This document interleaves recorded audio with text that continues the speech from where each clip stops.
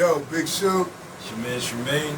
I mean, we here, man, you know what I'm saying, at the Big Dookie Chain Podcast. Yeah, shout out my man's Tash, my man Van Styles. You know what I mean? So, we appreciate y'all, man. Love. Am I showing too much knee? Damn. What? Legendary. Yo. In the place to be, the Big Dookie Chain. To the left of me is Tash. We got Hush behind the camera. My name is Van Styles. Word. And we got a legend in the place to be. And we have that legend's son, who I knew you from when you were like 3-4 years old, maybe even younger. Probably like 5 years old. Was it 5? Was it 5? Okay. Yeah. But you looked, as we were saying, you looked about 20 then. So. Yeah. I was actually 20. Yeah. How old were you? I was a young buck, 20 years old. Cat. Who were these people? Big Shug and Trumayne.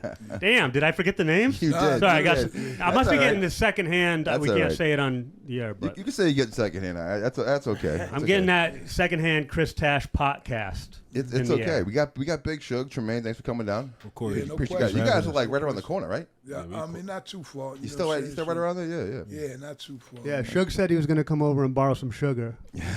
Yo. Pause. Yo. Yeah. Yo. Hey, yo. The This boys, motherfucker. the boys extra large cap. All right? I'm just trying to tell y'all. Well, Extra large something. first and I'm foremost, not on that Cap. head. Not on that head. Cap. Yo, Captain Crunch. Yo, go ahead, man. Yo. You want me to whip it out? Whip it Don't up. whip it Timo, out. come on. Yo. Don't- Show and prove time, Yo, baby. check it out. Don't even get him No, going. no, he can. Yo, This is yo, I'm gonna tell you like this. You whip out anything in this motherfucker, it's getting straight ripped off and tossed. Going into the tall grass, Anything never you to bring be out, seen again. Yeah, we gonna send it to Bobbitt. talking about Yo. a baseball cap You here. word- Damn, word- send it to Well, Bobbitt. this Wow, how old? is Big Shug. Hey, This hey, Big Shug. Hey, Whoa, this is big. This is Big Shug. Big Shug, but he's on the Big The Dookie. Big Dookie Chain. Damn, Never we got on the wait, we Big gotta Dookie lace you up. shit. You never got on that. Whoa, You got that shit that. hurts. You got that fake Whoa. ass gold on right Yeah. now. Them We shits gotta put is you in great. some real Nah, gold. you can't put that. Oh hell Nah, yeah! I'm gonna tell you what. Nah. All That right, shit's Trumayne, not. who's Yeah, getting he it? can do it with Who's him. getting it? Is that stainless That's steel? the Dookie chain. Because he don't want to break Stainless, out. that's with pure gold. That's pure gold, baby. nothing. Yo, it's pure old. But Let's get back to the conversation we were yo, having earlier. The bike with no seat on it. Oh, come on, man. What the fuck? Yo, No, that is one of. that's a lyric. That's a lyric. I know right. that, but And like, people love that Hey, lyric you- hey, apparently. hey, you know 'Cause every what? time I see him, I say, you know. and he always says, Let me "That's tell what you something everybody that's keeps funny. saying to me." When motherfuckers used to say that shit, yo, you said some shit like that. I was like, oh, that shit is crazy. I'm like, so guess what? That's the line I that's think going to be you're mentally etched on your gravestone. I think it's putting that. I got some more shit. My shit's gonna be a scripture, you know. On your No, shit, the bike with no your seat. shit will be like. I think with that's the- cool. Your shit will be like Easy. with the dead flowers. That'll be yours over there, and a crusty cheese sandwich. You know what I'm saying? And he gonna have the baby shoes that were in the copper. why do you Have them up in there. why do you keep referring to him with cheese sandwich analogies? Well, because if you Did look I at eat him, a right, cheese sandwich if you around look at him, one you can time or tell. something? He's like If one we of those take white a guys pic- that if remind we you of take a cheese picture sandwiches. All of our feet right now. We take a picture of all our feet and say, which one of these people do you think eats a cheese sandwich? I guarantee you. They'd be like, yo, here you go right here. I don't even eat bread. That's how I say so fit. Well, besides being like a cheese sandwich shoe detective, all right, Gangstar. Yeah, right? well, that's Gangstar. yeah, Gangstar. And first of all, we had Hush well, Hush explaining to us Gangstar earlier. He's from another we'll get into generation. I'm listening. But it's So- not just Gangstar. It's the 30-year anniversary of Hard Turn. Dope as shit. Gangstar, one of the most iconic hip hop groups. I mean, we've been around hip hop for 50 years now. Gangstar there from almost the beginning, as long as I can remember. One of my first videos that UMTV Raps, Fab Five Freddy, Saturday nights. I'm talking fucking the 80s, early 90s. You know this era. Just to get a rep, like that was one of the shit that brought me, little 10-year-old kid in the suburbs, into fucking hip hop from that age. Went out and bought Boogie Down Productions, the Blueprint. Hooked from that point on, the tape, hooked from like 10, 9 years old, doing this shit, scratching records and shit, all the way to here. You know, iconic group Gangstar. People know Gangstar as Guru and Primo for the most part. Like that's when they hear Gangstar. People don't know how important and iconic your role is in Gangstar.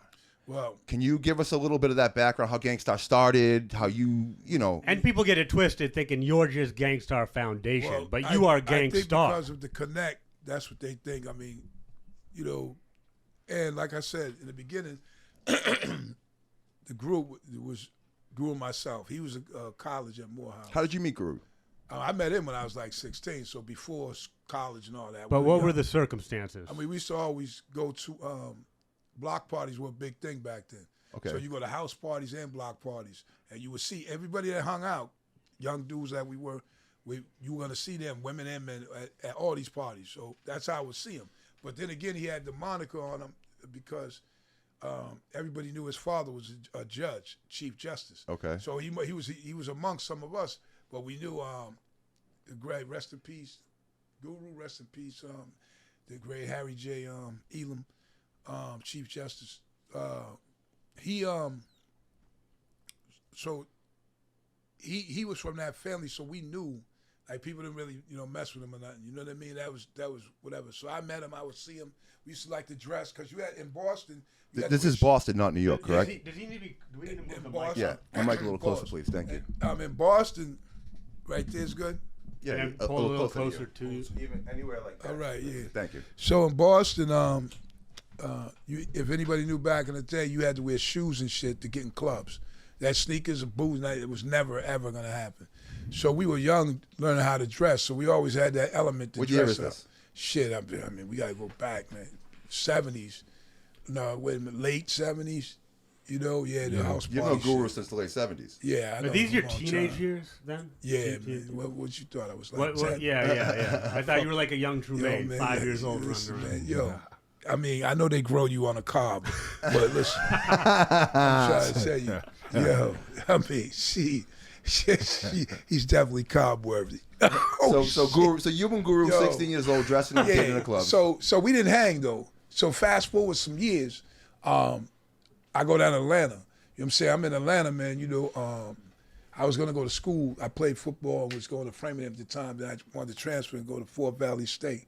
So I go down there. That didn't work out, but I'm working a little bit, man. I'm hustling, man. With some trees and shit, like heavy, and I'm like going out to these college spots. You know what I'm saying? Spelman, Morehouse, Clark, and the whole party scene, like the whole HBCUs the club scene was heavy. So on Wednesday nights it was a college night at this spot called the Phoenix, and drinks like you'll be dancing on the dance floor, then they'll say some shit like, yo, right now all drinks are 25 cents, right? You see the whole dance floor go off and shit. So they try to get as much drinks as possible for a quarter.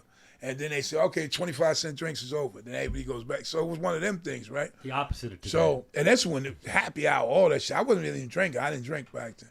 So I seen Guru there, hanging out. In Atlanta. yeah, because moved they from couldn't Boston. have happy hour here in Boston, by the way. That's back then. That shit was 3-for-1s, stupid shit. 4-for-1s, dumb as shit. People crashing and fucked up in Atlanta at that time. Yeah. You really could go to this shit. They had a joint called Ruby Tuesday, some shit. Get a 3-for-1. Like that shit was crazy, man. Anyway, so I used to hang with these other cats from Boston, but to make a long story short, somebody had took some shit from them, some sneakers or something, and I was ready to From support Guru? it. No, this was before I started We hanging. gotta move the mic. In Atlanta, that's you good? So in Atlanta, I was hanging out with these other couple guys that were from Boston. Somebody took some sneakers and shit from them. They let me know I had to go back to the football. What do you mean they house. took sneakers from him? That doesn't happen on the cul-de-sac. They robbed him. Yeah. Yeah. They robbed him. He know. He's trying to, Don't throw a story off here. Nah, he's cool, Goofball Jones. But anyway, yeah, he's gonna be all right. He's trying to throw you off. So, No. yo, so listen. So I stopped hanging with these dudes after that happened. I had to go to the football house and retrieve them shits.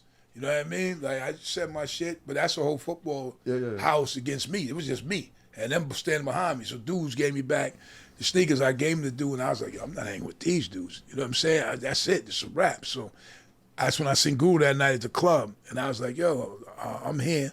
And he was like, yo, I'll be over here going to Morehouse. I said, good. So he said, we'll start hanging out. And we started hanging out from then. So we actually started rapping as a group and collectively and all that in Atlanta first, him and I.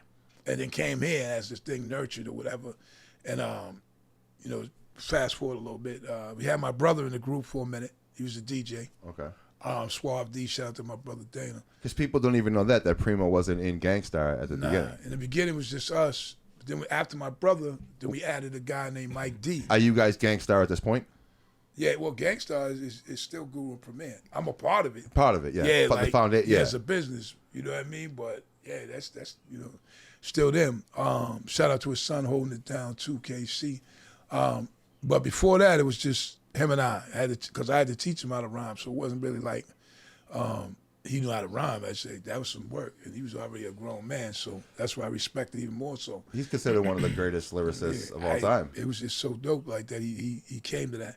So we hung out. It's a different story than Dr. Dre teaching Eazy-E how to rhyme. Yeah, it was different. I mean, I literally he's prolific. We sat there, and he used his intelligence. In the monotone voice and shit. Yeah, It's just and like, if you notice, it wasn't that monotone in the early records. It was more high pitched. You know what I'm saying? In his early records. was that something that like you guys like worked on and thought about and like Nah, the way Be Real kind of changed his voice? Nah, so what happened with Guru is I think really, man, he was asthmatic. And he smoked a lot too. And I just think it just came out like that. And then it kind of just started with him, like his voice just stayed like that. Because the shit was mad high when I met him. But make a long story short about that, I was incarcerated. So that's how me and Guru, we broke up early, you know. And for about 4 or 5 years, he was dealing with some other cats here in Boston and New York. You know what I mean? You know, shout out to Damo and I think Isaac and these dudes here that he was dealing with, and so a few others, and Mike D. You know what I mean? So they was doing that. This is why I'm incarcerated, me 4 or 5 years. Did you have any music out before you got locked up? Nah, because that was grassroots. Like at that point, that was like, oh shit, Sugar Bear and Keith. We were Sugar Bear and Keith E. So we were going to be performing over there. Yeah, that's my nickname, Sugar Bear. You know. So. And how did you get the nickname? I'm not even going to venture. So I'm gonna tell you. Assume. I'm gonna tell you. It's the same way how you got the same name as Foil. You know, it's the same way. Now, but so there used to be a player for the Patriots named Sugar Bear Hamilton. He plays nose guard, and I played nose guard in high school growing up. I went to their camp too. To you know, it was a day thing or whatever, and I was like, damn, that shit was dope. Sugar Bear, you know, smooth, like rugged dude. He was, you know, I said, so I adapted to that, and it transformed into Shug because somebody said, like, when I played football and I hit motherfuckers or whatever, it was like Thor smashing the hammers, you know what I mean? Like Thor, so they'd be like Shug, you know? So then that's how that shit came short like that, you know what I mean? So, yeah, it is what it is, man.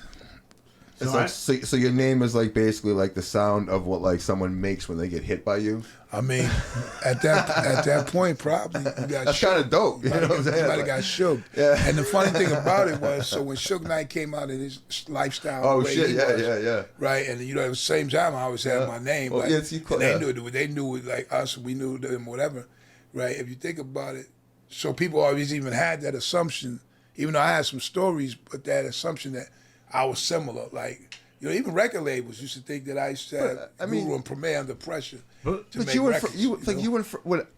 Okay, so maybe I'm just coming from like the young fan perspective. Yeah. But growing up, I always thought hip hop like you and Freddie Fox were the guys like not to fuck with. Yeah. Well, it was more realistic like that too, because people would literally come up to me. You know, we went through our shit. Man, a lot of people thought it was love and happiness, but sometimes you know you had some drama on tour. But me and even me and Freddie, like you know, there've been times when we had to like just handle some shit just because, you know, it's the way it was. People wouldn't even walk up to me all the time because they'd just be whispering. Oh, sorry, they'd be whispering over there, and they'd be like, "Yo, I'm like this Big Shug, whatever." Like you hear them because they're intimidated by the records. They don't really like know how to approach you. And I hear them. I mean, come on, it's cool. Everybody comes over, takes pictures. So and we had to handle shit. MOP too, man. Shout out to MOP. Because we had to handle some things, but we, you know, it's just protecting your honor and your crew and all that, man. Well, I heard you say people used to think you were security for GANGSTARR. In the beginning, because I just popped on the scene after a couple of years. Because No More Mr. Nice Guy was the album that came out while you were locked up. Yes. Okay. And back then too, hip hop was more like authentic, like you had to be what you talked about. You had to be Right. the thing. Like now it's kind of like all 'Cause whatever the fuck. back- It's all manufactured shit. It's always been like a bit of sensationalism and reality. You know, that's the music, that's the entertainment value of it. But back then, like, yeah, a lot of my early records, them shits was just straight shit I went through, period. Like, that crazy shit, that was, it was real, you know? When you started making, like, music, like, hip-hop was still in its infancy and no one even knew, like, if it, like, no one knew it was going to be what it is now, obviously. Nah. I mean, so when you're making it back then, especially, So, you got to remember, that, so it became more serious for me when I got out. Like, so.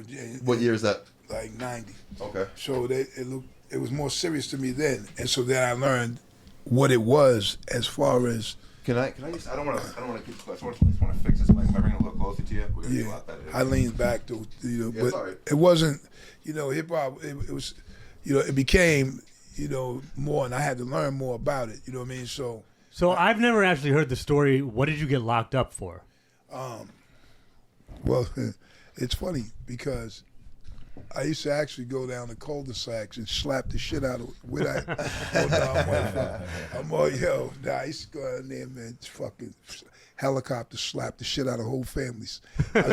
I'll knock on the door, all the fathers and everybody comes running out. My shit, blah, da, da, da, da, da, da, bitch. But then they, you know, but now it's real shit on the real shit. So it was never like a glorified thing because it was actually a lot of shit was connected, like addiction, hustling, gun habits, shit like that was all connected. So then you was like, you know, it was a fucked up time. But so in the essence of things, it was probably drugs and guns, just that simple. Like without getting into more things, that's the shit that was the downfall. That's what got it, made you, you know. And Boston was crazy back then too. Yeah, it was. It was the Wild West. Well, you were in Dorchester till age 9 or 11. I'd say about 10. 10, okay, right in the middle. Yeah, because 10, and then we moved, and then to Mattapan, and then the rest was history from that. What's Mattapan like then compared to now? Well, when I was a kid, well, come on, Mattapan was like a white neighborhood. You know what I mean? So Oh, I didn't even know that. yeah, it was. My people were there. It was they were there. You know what I mean? I mean, you know, so it was weird because it was like, damn, we came from where we came from up into this area, you know, and I was like, oh shit. So it was mostly white, and it was racial white though. It wasn't just everybody wasn't, but it was a heavy, like not hidden racism. Like shit, it was put out there. Like so, you a little kid, you know, seeing that like, damn, you know. You're reminding me how not young you are. I know that you have the beard and it's dyed, but like you've been around. That's the first So time. this is what I know. When I first came in here and I saw you, and I was like, damn, I ain't seen my man in years, but he smelled like pee. And yo, it messed me up because I'm like, yo, I didn't know if it was his breath or his body. You know, you got to move around, and so you can say, damn, this dude. But then I remember back in the day, he didn't smell like pee that much. This is the Thank you, Shug. Now I appreciate that. That was the first time I've ever heard anyone say that moving to Mattapan was the come up. I mean, I get it. Back in the day, I totally get it. We had a house. Yeah. The day we moved in there, we was running around that motherfucker like the Brady Bunch. Oh shit, we got a basketball court. Oh shit, we got a shower. So you when know, you, stupid shit. Yeah, man. so what? Shug came through and crushed the buildings here? Like, you moved there and then what? Then, well, I said, Dad, why are we moving here? Because these people, you know, people were White. straight to your face. Yeah. Not being white, just being that ignorance was right to your face, calling you shit or whatever. And I was like, why would we be in this scenario, you know? Right. But then he said, this whole neighborhood's going to change, right? And I was like, okay. And then I started seeing that happen. And that's how they chased out white people from back in them days. They were telling them that, hey, listen, all the black people coming to buy these houses. That's why Mattapan just went out. And the reason why I say this is because I saw the show Chronicles or something. All the people that used to own the stores in Mattapan when I was a little kid, they were all talking about when they sold their houses. They said the real estate agents, I seen this. The real estate agents came and said, hey, you know, there's going to be some black families moving next door. You don't want your daughter dating them. You don't want, I'm telling you. You see this shit on TV. And I'm saying, yo, that's Pearl from the store. That's so-and-so. And they don't, no wonder I was wondering what happened to him. That's what happened. So when we came through, it's like, hey, listen, I moved in, they used to have a fucking St. Patty's parade with them bagpipes. You know them bagpipes? And I'm saying, one year, that thing was obliterated, and that was it. We stopped all that. And it just changed, man, you know, but I've been on both sides. I was there when it was racial. Then when it, you know, more people of color moved there.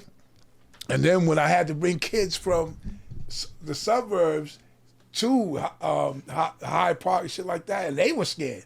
I was like, yo, you know, when I was a kid, I had a conversation with them. You know, I was a kid. We wouldn't even be around here. And now I'm bringing white kids back to this neighborhood to play football. Oh, yeah, I was going to ask, why are you bringing white kids into the neighborhood? I mean, well, first of all. No, I'm saying, why is it white kids? Yeah, because I had a football.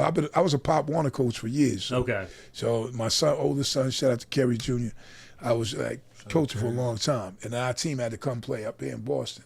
A lot of times people still would hear stories about how stuff was. Like, even when Trumayne was on AAU. We'd be practicing at these schools in Brockton or somewhere, and parents are driving the car all the way up to the door. You know what I'm saying? Like, to go in and come up. Yeah, man. Or what was the... Brockton's kind of rough. What was the tournament? Brockton's hot as fuck, but you we was at Wentworth. You know, Wentworth's a great school, of course, but like it's in like a rougher part of Boston, you know, like right next to Mission Hill, kind of, you know what I mean? Yeah. So, Bromley Heath and all that. yeah, there was just like a lot of parents that were like, you know, a little shook, you know what I mean? I used to live over right by there. Yeah, because they read that. They read When you pull up, you see Big Shug behind the wheel. It's jarring. I'm the coach, though. The coach, yeah. Yeah, I'm that's right. straight. You know what I mean? Even worse, you have The full truth of the control of matter these is you kids. never know where you might find Big Shug popping up. Like, That's true. you pop up in some... I've seen you pop up in some... I've been places and things, and you've just, like, been there. It's like, you're just everywhere. Yeah, it should be. But I want to get back to you talking about you took it seriously when you got out. You started taking it seriously, right? What was the first track that you were like on that took it seriously? I mean, fuck around, lay around.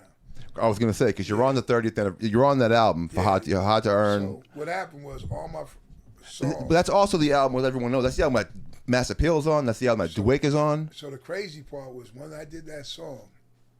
I've told the story before, but when I did that song, I go to the Tunnel. Back then, the Tunnel was popping. This night is the Tunnel. It's Onyx, my men's. They there. I'm there. Does anyone ever test you with the Tunnel? No, everybody always thought that I was a security dude too. Like, so we always had love back then. Like me and every security dude, y'all know who you were all over the world. Know that when I came with them, because I think they might have thought I was security. Well, the Tunnel was known that when you walked through that tunnel, like you were tested. You know what I'm saying? Nah, but never you. Our whole crew, that's where we went. We hung everywhere. You know, and this particular night, I'm telling you, had Onyx in there, Tupac, Mike, I believe Denzel was there. Everybody, this was that club, you know. And I remember many people saying Tupac's looking for you because we already was cool with each other and all that. And then when I seen him, he ran and jumped in my arms, right? Because he says, yo, I told motherfuckers you was gonna rap. I told them you was gonna rap because you would see me in the videos. And I guess people would have these conversations and be like, yo, I bet she's gonna rap. And I'm telling you, this little, you know, Tupac wasn't that big. He literally came, ran and jumped up. Like a little puppy. Yeah, and they said he was looking for me. I mean, we hung out a few times, so that's how I even know him. But then I remember even when I did Do you have any cool Tupac stories?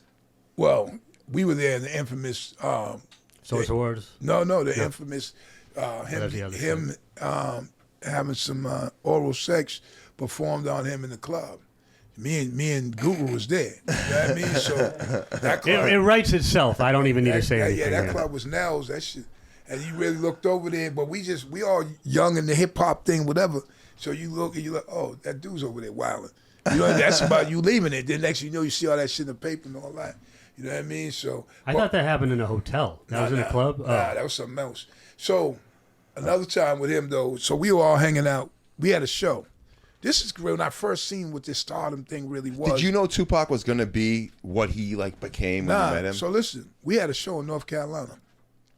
Tupac was the headliner, GANGSTARR performed. Okay. We rocked our shit. Well, we was gonna rock, but they didn't have all enough money for Tupac, right? And he was like, nah, we ain't having no show. He said to the crowd, we ain't having no show. Motherfuckers come right with the paper, then we'd have been good, but we didn't have, that was it. Yo, after that shit, the motherfuckers wild out. but they was fans, like, and I remember me and Guru standing, like we were mad because we didn't perform, but we're standing next to the stage, and all this whole big crowd is running towards us. And I was like, damn, why they run over here? And then they was running in fandom. Like, oh, it's just Guru. I was like, damn, shit is big like this. And yo, we started running like Michael Jackson in the back of the day. We running for real. I'm like, yo, these people really chasing you? You know what I'm saying? He said, they chasing us. I was like, nah, man, they motherfuckers seeing you, and now we got to run. You know what I'm saying? We climbing through fences, just like you see some big, that's how powerful GANGSTARR was on some underground shit. Motherfuckers, I'm telling you, they Hollywood, them dudes, that shit was something. What's the weirdest interaction you've ever had with a fan? There's two of them shits. One of them is I was signing autographs as I normally do. And dude was far talking trash in some foreign language.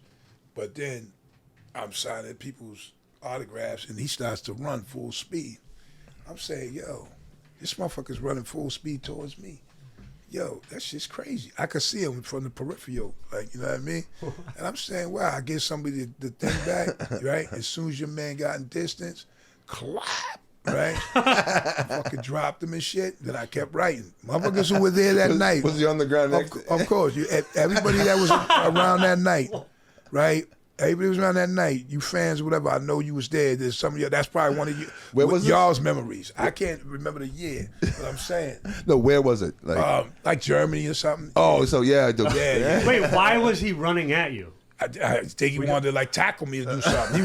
It was some jealousy shit. Like, you know, you could tell like this motherfucker. I've seen the full speed. That's wow. So what am I supposed to do? Knock over, right? You know what I mean? Yo, and you just folded him like Beetle Bailey right there. His force is what got him, you know, his face pushed. Because like if he wasn't running like that, that wouldn't happen. You feel me? So it's a lesson in like centrifugal force. And another one, I was in Japan. And Japan, they're big fans. And it's ridiculous over there, man. It's just ridiculous. And I was walking amongst them. It was mad short people at where I was at. So the fans, but they're deep. They're tight in there. You know what I'm saying? They want touching you, grabbing everything. Then one dude is smiling, laughing. He grabs my joint. You know, private joints. And as soon as he grabbed my shit, I socked the shit out of him like reflex. Boom, right? So, and I'm saying he probably bounced off the wall back to me and got boomed again. That's it. I mean, it really was out like, bah! I was like, what the fuck? So the rest of them was telling me, no, he don't mean it. He don't mean it. I said, yo, I said, yo, because they're saying that, you know, they hear the stories of black dudes having the Louisville Slugger. So for real, this is what they basically told me. They're like, Asian people telling me, yo, no, because they think, you know, you have, you know. And why? Because they're naughty by nature? And he want to see you. He want to see. I say, yo, nah, listen, tell him in American, in English, tell them in English that you can't do that. Like, you can't just grab because they're going to get killed. My reaction was just some nice, I mean, I bounced your man off the wall, pause. Right? It was like bang, bang. You know what I mean?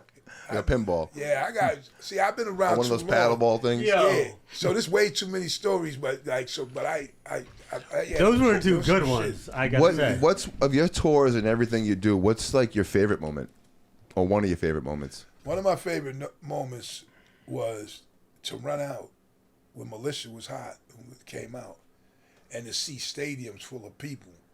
Singing every word. Going right? off on Stadiums. my verse. How many? At my verse. Stadiums. Yeah, whatever station we was rocking. 30,000, 40,000 people. That shit made me like, that's what made me say, oh shit.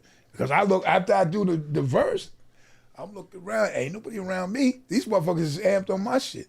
And so, yo, it was another time too when Militia was out and we went to the Source Awards. So me and Guru was on some shit like, yo, man, yo, you take a limo by yourself, I'm gonna take one by myself, because Preem got one by himself. Like, this is some real shit, right? So, all right, fuck it. You know, so I'm in the limo by myself. Yeah, Melissa's taking off, like, some crazy shit. I'm like, the video's out, and people seeing it, you know, we beefing and all that. And I'm driving the back of this shit like, yo, you know, talking to everybody that ain't there. Because I'm gassed, you know what I'm saying? Yeah, I'm like, yo, I'm like, damn, man, I'm in this big limo for Dolo. And then when I get there, they had a red carpet going up to where the Source was. Yo, I get out, man, these motherfuckers snapping and shit and all that shit. I was like, yo, who pulled up behind me. Yo, but it was me though. You know what I'm saying? So I was like, wow, they really feel it like that? That's really was my shit. I'm like, Well, wow. Go ahead. No, go ahead. Well, Militia is like an iconic record. Yeah, this shit was Did you you are the remix, you're the start off verse of an iconic fucking record. Like, what, 20 years later, 25 years later? Man, like, what is that? Like, it must be like a crazy feeling that, like, I know all the words to that song. I bet you half the room know all the words to that song. Because if you grew up in hip hop, that record is a fucking iconic record. The thing about it, that's why. That's not because you're sitting in the room either. That's that's just a fucking record that everybody fucking knows. No, you slap it. It's cool. But what I'm saying is, but like, how does that feel? Like, I mean, that's cool shit though. Like, to know like that.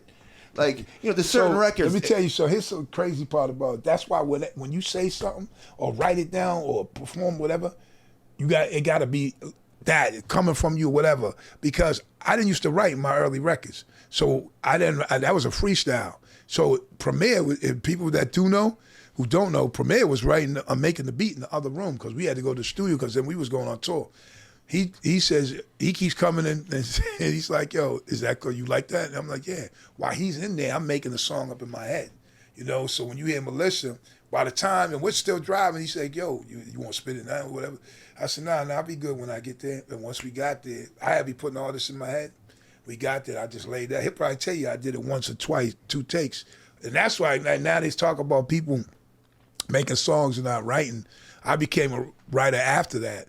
But I'm saying my first few records, that's all I knew. I was like, oh shit, you gotta do a feature, okay? I gotta just go in there and start spitting. Well, how did the Militia? So, was there like this? This was the first time that it was you and the whole team like doing a record, right?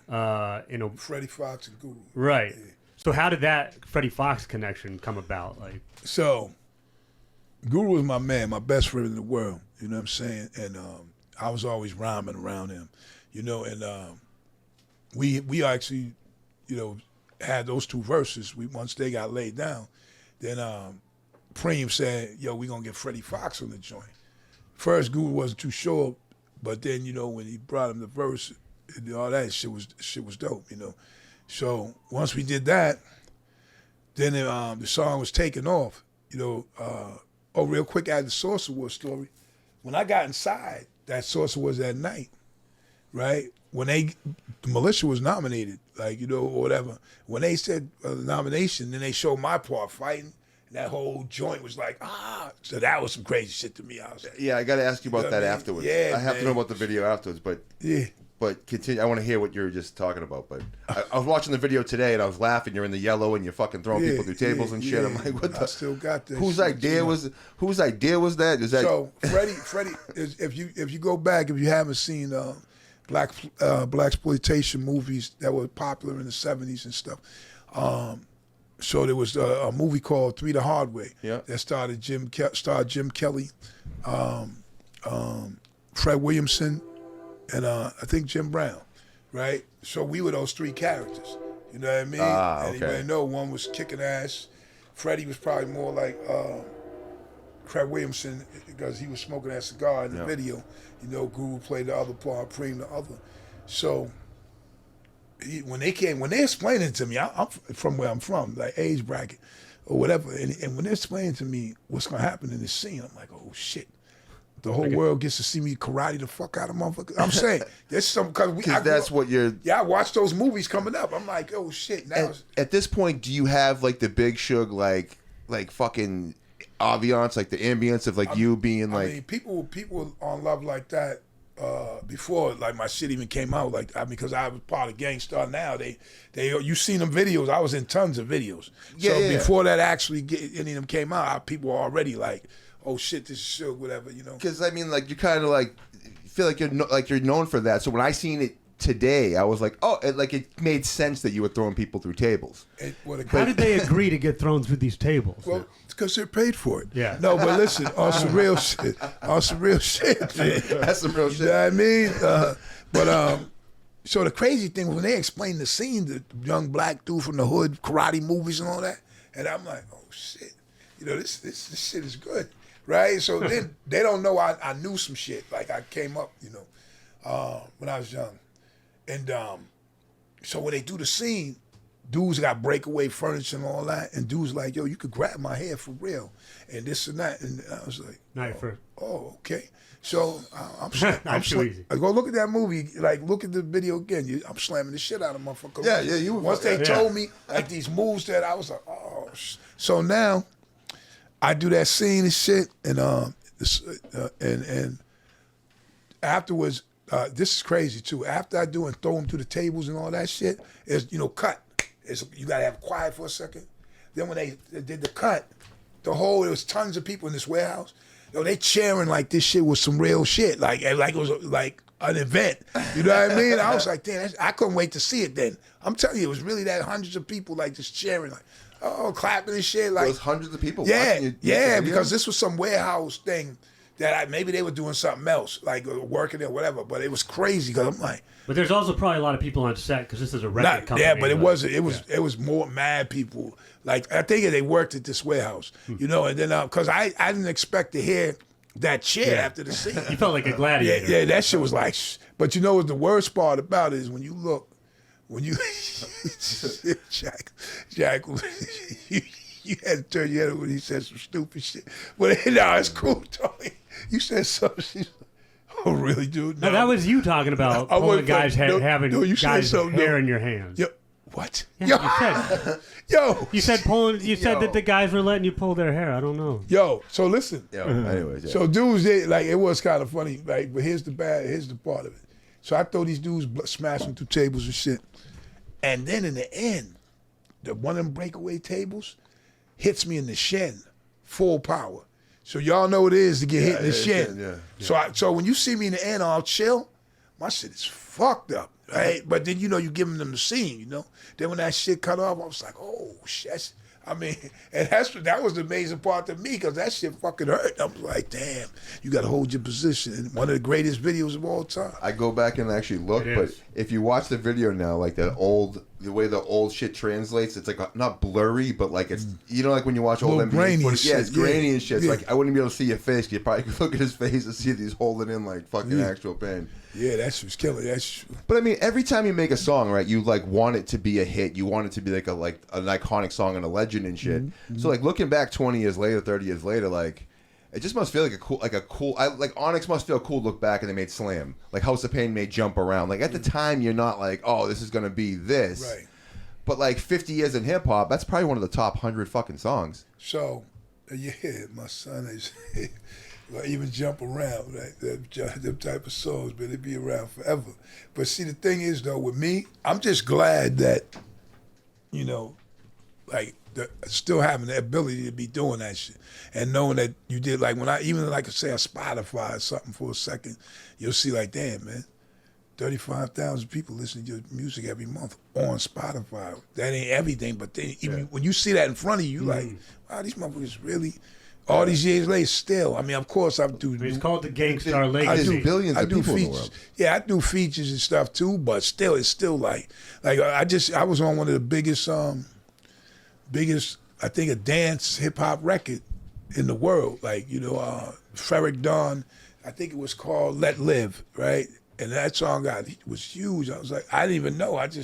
I'm talking on it about history, but still, it's that that dance music, that ounce music, that ounce shit. I can see you in the club ouncing real quick.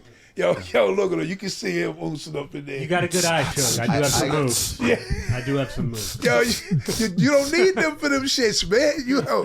I don't need a pop. Hey, listen, I walked into one of them electric dance shits, or it was on one of the floors. So each floor had a different theme. One had that shit. Yo, I went in there, man. I was nice, smoked, and everybody was moving the same. I'm like, damn, you can't stay in this motherfucker. You go cuckoo. You know what I mean?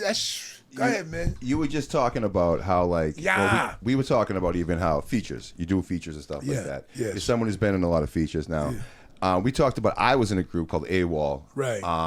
Like 2004, 5, 6. Mm-hmm. In 2006, you were on one of our albums. Mm-hmm. You did a feature with us. Mm-hmm. Didn't know me from a hole in the wall. Right. I do have Oh, I remember that. Yeah, that's where I met you. Yeah, yeah. You had a picture. Someone filmed the picture. I mean, someone painted a picture of Big Shug. Yeah. As like he was a huge one. Do you still have that? That's that picture. Do you still have that? Yeah, I got his stories because the thing about the picture is so.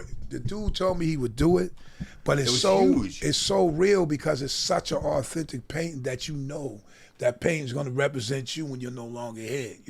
It's that. It's like that big. Yeah, it's like it's a fucking it's that big, level. big. Though. Yeah, it's a Now big. It's on picture. canvas. Now I want to see this. Yeah, it's on canvas. Everything. It's basically, I think, the Who's hardcover, like with me. Pause. Yeah. Did you know that people were gonna do that for you? Because I remember you trying to get it in your car, and you were like, Yo, fuck. first of all, dude told me he was gonna bring a painting. So you don't expect somebody to bring a mural.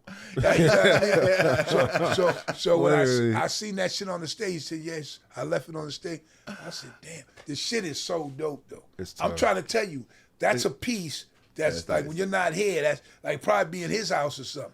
That's a piece when you're not here. They're like, yo, that's, like great-great-grandfather. Yeah. You know what I'm saying? That was the night I met you. Where was this that somebody painted this? It was McGann's. I Actually. forget. It was I'm glad McGann's. you remember that. Wow. What's on there? It's McGann's. That was the night I met you. That was the night I met you. I just remembered when the dude said I brought the picture, and I said, okay. He told me he was gonna paint me a paint. I said, cool. I seen that motherfucker. I was like, oh shit. The shit is so real though. When you know you got to stock it for real though. I mean, yeah, his stand was up in there. But yo, on some real shit though, it's canvas, a big frame. Yeah, I remember. That dude made a real It was picture. huge. Yeah, it that was shit gigantic. cost. It was gigantic. I remember you trying to get in your car and shit, and it was like it was a Why problem. the fuck is it in storage then? Why isn't it out for the world to see? Well, at some point it probably will be. It probably has to be. Like it'll probably. I have some of those. You can even keep that. But what I want to say, the question was, like, this is the day I met you. This is a flyer from like 2004, probably 5, 6. I don't even know. Damn. It's Big Shug headlining, Terminology, then AWOL, M Diesel, which Rex, Singapore Kane, Block Execs. McGann's. Where was McGann's back then? Across from right across from the Fleet Center, whatever it's called now, the Garden. Okay. So you cross the Garden, it's right down on the left-hand side, that little spot. Yeah, I know now. Damn, so you at that time, we were a new group. I think that was like maybe a 4th or 5th show or something like that. But we were doing well. We brought a lot of people and shit like that. And you saw us. We performed. You liked our shit. And we talked that night. And you were like, I asked you if you'd be on a track with us. And you, without even hesitating, you were like, yeah. Gave you the beat. Probably about a week later, you sent the track back. This is before like I don't even think not Pro Tools was out. But what they're using now wasn't out yet. It's like it was the middle of that shit. So it was all like this is 2004, and we weren't anybody yet. But you didn't even question it. No. You just did it. That's now too. You're someone that I've seen you do this, and I've seen you pop up on almost like fucking everyone that asked you to do this shit. You kind of do it for. And you've been featured on like hits that are fucking like top hip hop songs of all time. What makes you do stuff like that and so openly and supportive of people that may or may not even like have a chance? I've seen you do records with people that have no chance. So why do you do that? The reason being now anyway. First of all, it is part of business. So first and foremost, it's a job too. And you're going to decide whether you're going to do it. You know what I mean? So that's number one. But then I feel like, if someone's coming to me, I've never ever had anyone come and say, be on this feature or whatever, and the shit sounded crazy or they wasn't up to par or whatever. So, and I figure that your music is forever. Your music's going to be everywhere. So, you know what I mean? Where at some point, like I said, everybody asks an expiration date. You know what I mean? And when that time comes, the music is going to be forever because I did that. So, that's basically how I look at it. I think it's pretty awesome that you do it, actually, because what it does is it gives people, like, confidence. Like, people that are coming up in the game that might not... I don't even know if you know that. Like, someone like you, when we're doing the shit and, like, reach out to someone like you and you're like, yeah, I'll fuck with you. We'll do a track. And then you do it, it's like, oh, shit, maybe we can actually fucking do this shit. Like, yeah, like, we're getting... But that's what it makes people feel like. I had people, not to cut you, but I had people... through their situations and they'll be recording with me. Like, we're going to record, and when it's their time to record, the motherfuckers like this. Right? I'll see. That was like me in 2005 trying to interview you. I'll see this shit, right? And I'll be like, damn, hey, I know Keys. And then I realize I'll take myself out the equation and be like, yo, I know he's excited because he's in here with me, whatever, you know. So then I said, listen, go ahead and do your verse. You know, do your verse and shit. I'll get up with you another time, whatever. You know, everybody's paid and whatever the situation is. But I would literally see and keep going. Hold up. I was like, yo, this motherfucker gonna hold up for about an hour. I'm already paid, so I'm gonna be out. So, you know, but I understood, so, you know.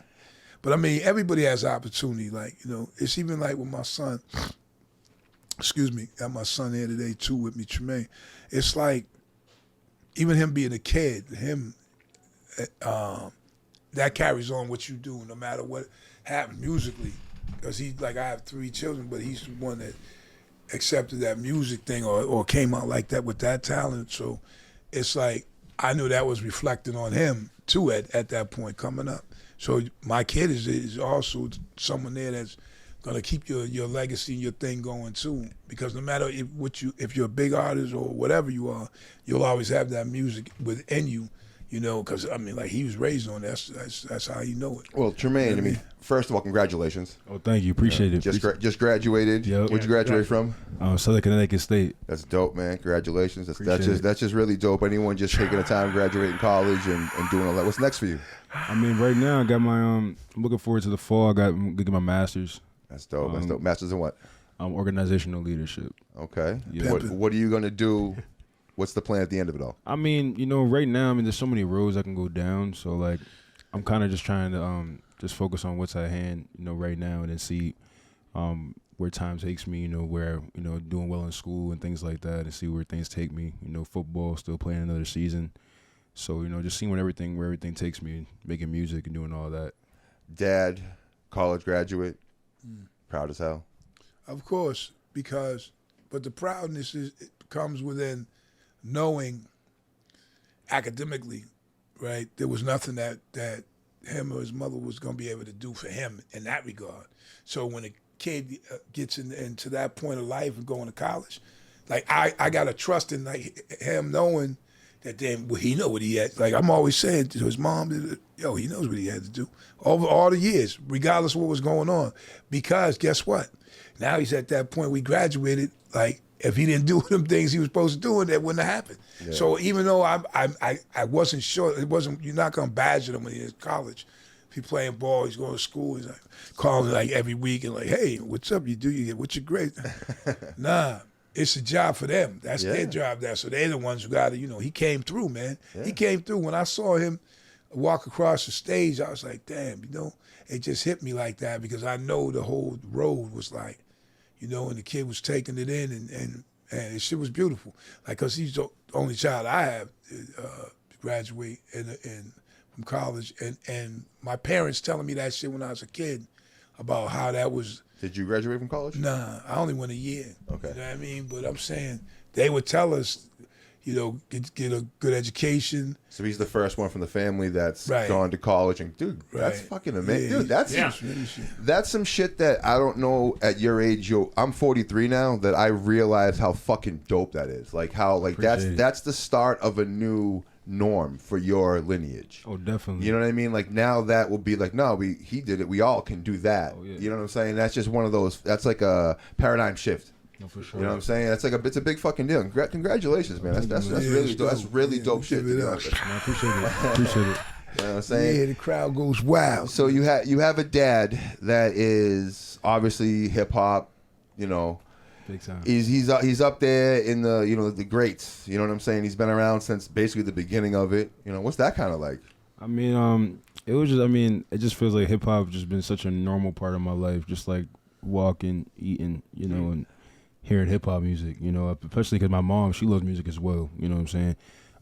You know, even her playing her music loud, and you know, we all like to hear the bass booming. You know what I mean? Like whether she was playing it loud in the crib or he's playing it loud in the car, we're driving to places, and being a little kid in the back seat, like I was always hearing hip hop music. You know, probably when I was even in the womb. You know what I mean? R&B and all that stuff, and you know, just like it was just a normal. It was just like what I saw all the time, and then we had VCRs.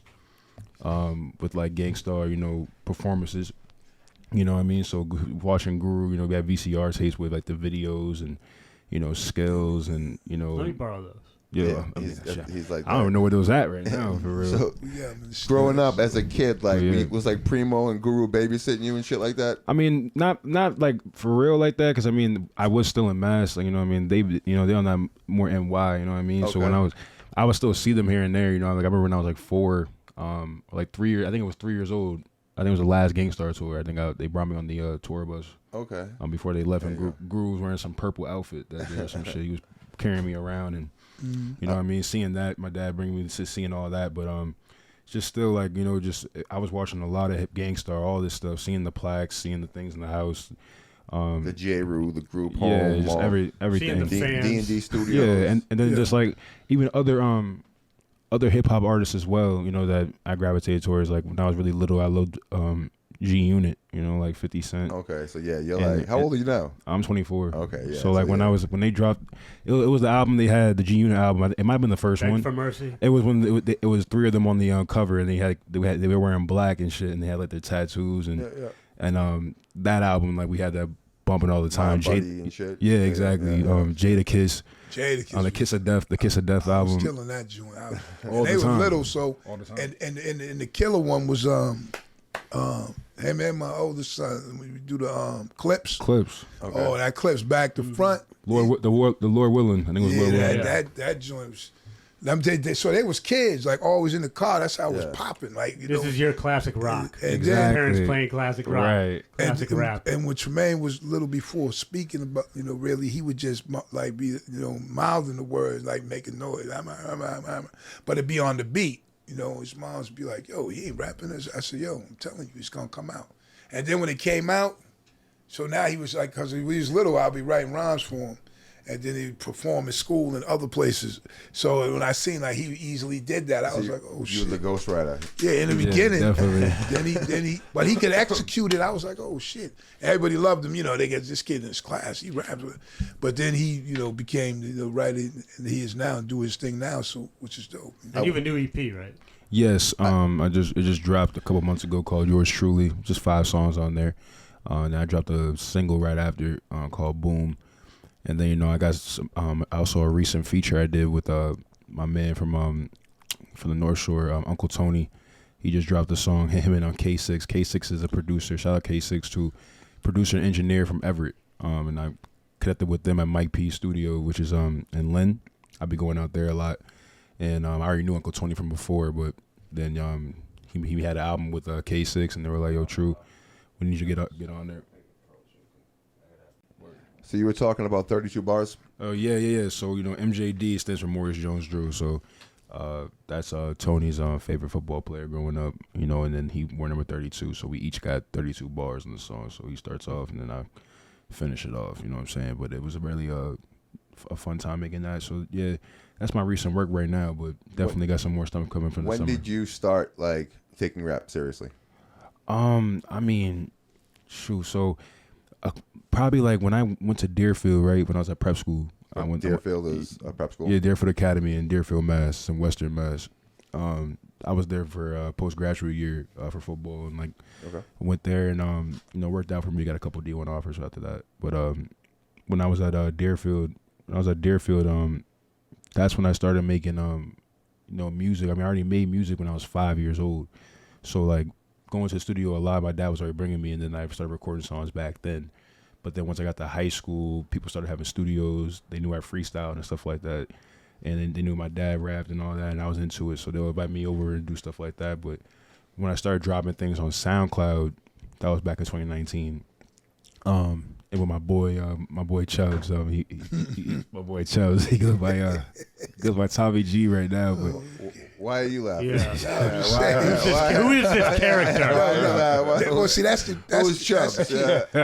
He could rhyme though. He had a little rhyme. Yeah, but fuck all that. Why are you laughing? Because that was his little friend, like going up in high school, and he was always like a character, like you said. Like his whole or shit is something? a character. Like even when he says, if he walking in right now, you're gonna already know. So like, what if he meets him?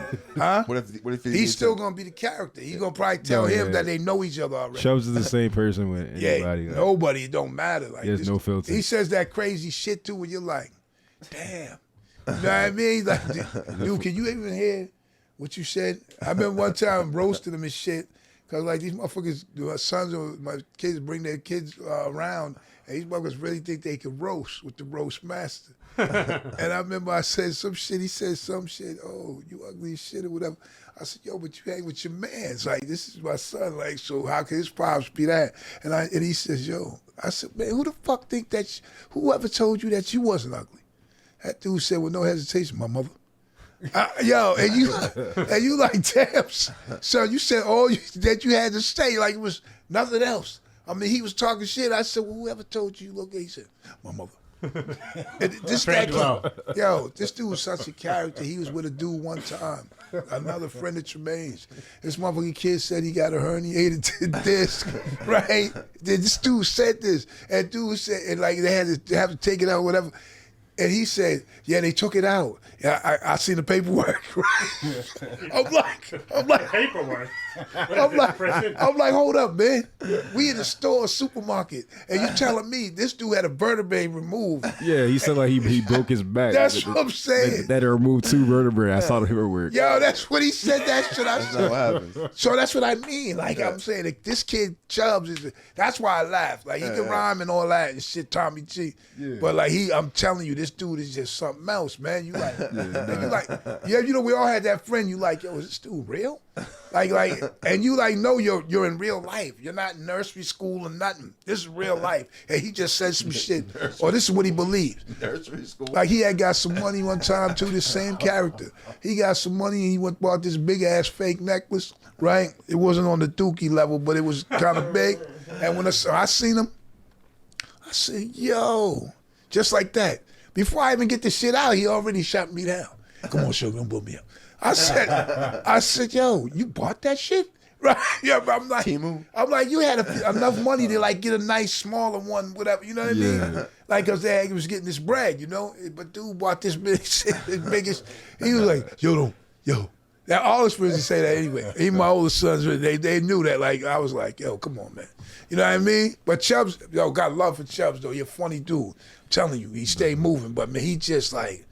You'd be like, yo, is this dude serious? You know what I mean? It's just funny as hell, man. Like, we're not even trying to be. Nah. Well, his name is Chubbs. So yo, he had a fight with a dude. This was the last one. It's too many of them shits. Yo, he had a fight with a dude that was mask falling in him, right? But this the early days of filming shit. You know, before filming ass whippings and all that type of shit became a fad. Yeah, this is before the early days when I don't know what phones they was using to do this shit type shit. So, and they weren't able to post them shits. They just, your friends would see it on their phones like, oh shit. You held it like a flip phone, too. Yeah. So dudes fight this dude and shit, but he bad, fatter, and bigger. And he keep trying to slam him, but he can't get him off the ground.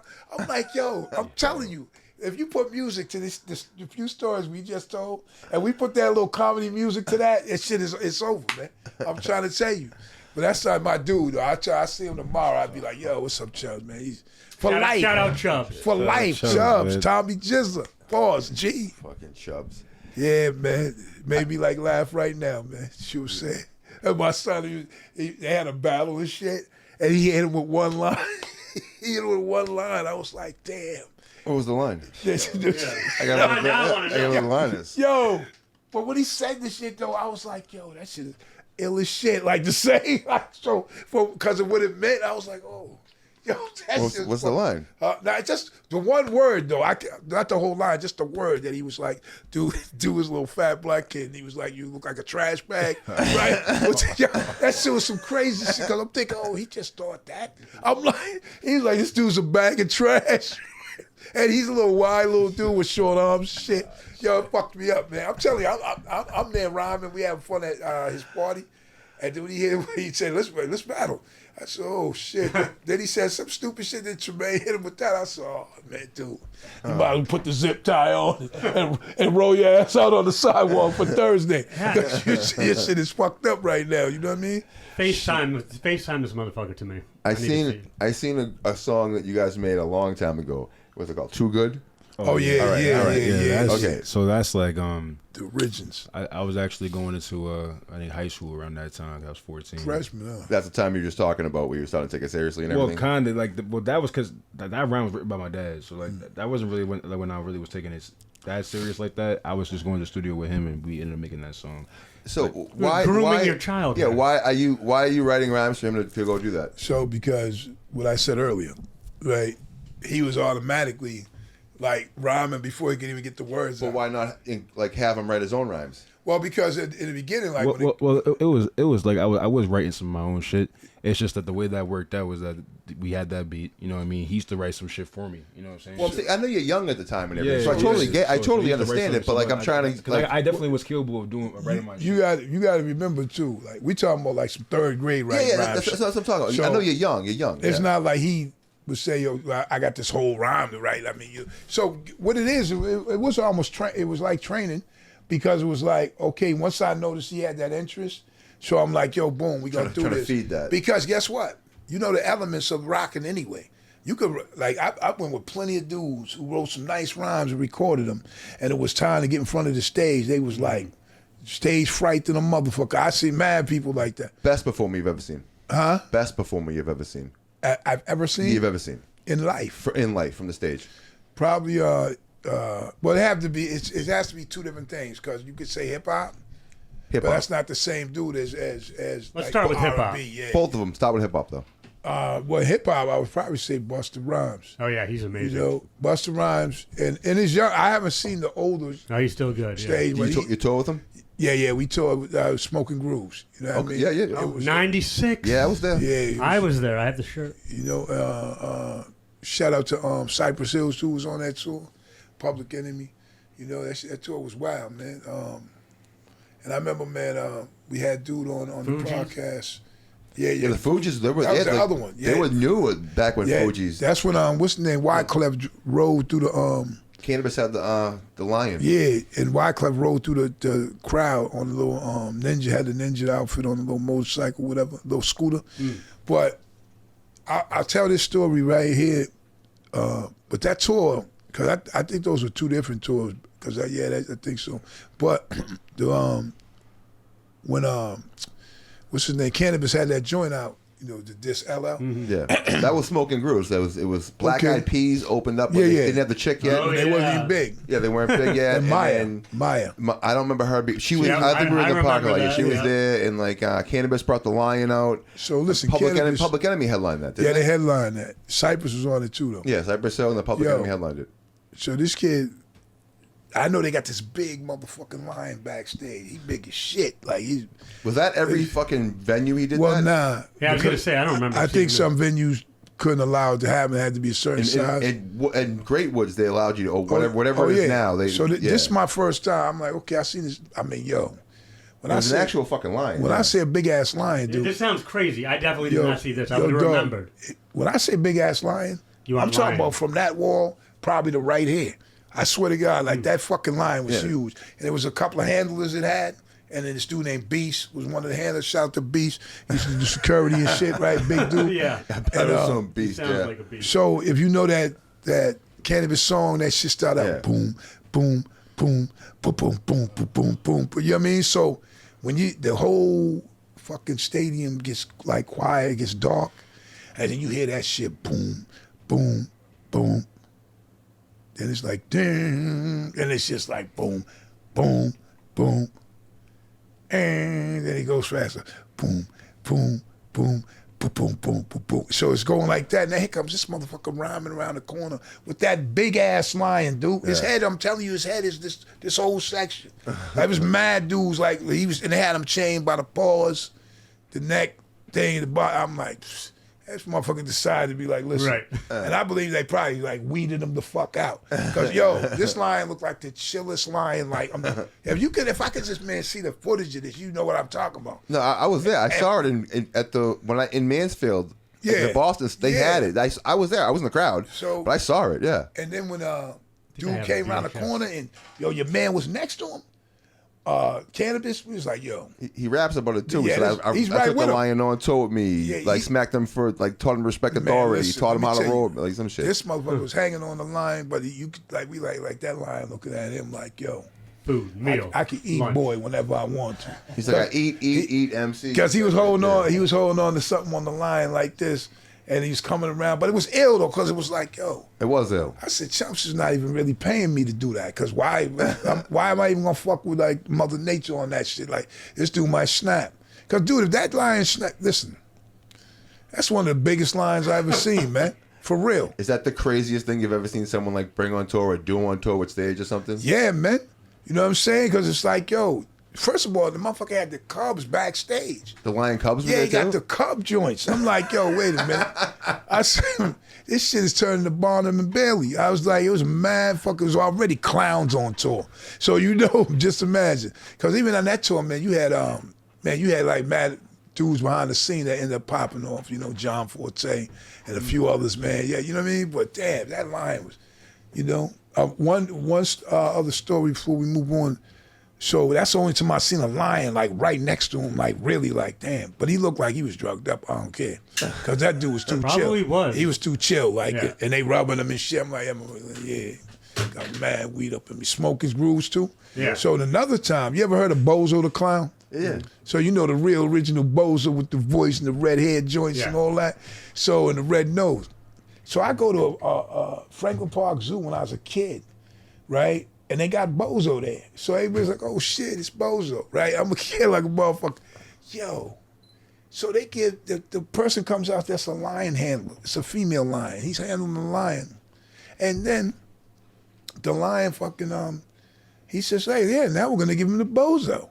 Bozo's going to walk up. Oh, no. Yo, he had that lion on, and he had the No. big ass fucking red shoes, and them shits was like plop, plop, plop, plop, plop, plop, plop, and them shit started going fast. I'm like, oh shit, right? And then the lion took off. So we're in this zoo, like everybody's like kids running everything, and this lion's like, like they eventually Yeah, got that's him. actually a crazy fucking story. That's insane. Hey yo, look how it I scarred thought it me. was going to be another, like, you know, Nah, whatever lion man. story, but that's a real. Look at that, they scarred me because I'm this old. I'm like, damn, I remember that fucking lion. I knew that a fucking gorilla got out at the fucking Franklin Park Zoo. I didn't know a lion got out there. Yeah, the lion was the originator. He didn't get out of the zoo though. But he was running around that motherfucker. Remember when the gorilla got out of the zoo? Oh yeah, the gorilla went to the hood. Yeah, he stood right next to the fucking sign. The bus stop. Where I waited bus at that stop a million times, and I seen that gorilla, and then I'm looking at that shit like, yo, There was a lady that was like, there was an old lady that was like in that picture when he's at the corner. the She's grill- like just standing there. She's just yo, you waiting for probably the bus. freaked out. You like, yo, Don't even move, me, don't move. Yo, I It's seen like a this, bear, don't I move. seen this shit on the newspaper. And was like, yo, Yeah, that shit. a Yeah. bear's really at this fucking this bus stop. This bus stop where I've been at mad times. I was like, nah, man, because I would have seen you, boy. What's up? Dude, while we're on these Smoking Groove stories, though, what was Cypress Hill like in '96? You were chilling with all these. So I assume I think what was it, 98 though, Tramaine? Oh, 98 might have been right. Yeah. Smoking Groove. Yeah, it might have been Oh, 98. I think it sounds like Yeah, 98. because 96 was Crush. Yeah. But so they had to do the percussionist, man. It's fucking me up. I can't think of his name right now. It's Bobo? crazy. Yeah, Bobo. Yeah. So when they used to come out, they had a Buddha that would inflate. I remember. Right, yeah. slow as shit, big ass Buddha, and then dude be playing the drums the whole time, but then take a fucking pull off of that big ass fucking Yep, the bong. shit, that bong that was super huge. I mean, with the long neck. And Yeah, all I that. remember that part, like green. So I met that's Bobo who did that, right? And that while they're playing this music, like dude is taking this hit, right? I mean, I'm talking about like Getting a long roasted. time, son. And then boom, so now he finishes it, and the Buddha's getting blown up and big. It's almost there, and then they stop the music and they stop playing the drums again, and your man blows this shit out, yo. It's the entire cloud. Like I'm talking about from one dude, this whole shit. It was the craziest looking shit, man. Like because he's just. And then he's got to play drums after. Yeah, that shit has to be. That's the He part took about all it. that shit in. Yeah. And you can see the way they got the light. He just go. And this shit was like, man. I'm like, yo. I even tell him now. I said, dog. Yo, how did you? Where was you holding all that motherfucking smoke, dog? And he said some shit, but I said, you still do that now? He said, nah, that's not like that. But I'm not even bullshit, man. If you go back and see that, this dude, I'm talking about. This is a stage in one of those big ass places. Tweediston or something, Yeah. and your man got the whole shit. You can see it coming from his mouth. Maybe it's like Kobayashi and them because they be swallowing dogs, right? Yo, Kobayashi, what's his name? Kobayashi? Yeah, and who's the one who be winning all the time? Johnny Peanuts Chestnut. No, yeah, Chestnut, that's it, yeah. Johnny So, Chestnuts, yeah. so maybe it's the opposite way because he's blowing out all that smoke because them dudes eating 72 dogs. Man, fuck he's and the bun. And you were smoking back then, right? Smoking with dogs? Pause. Smoking dogs. Nah, what? You were smoking weed. Oh, Everyone yeah. was Yeah, anyone not smoking weed on that tour?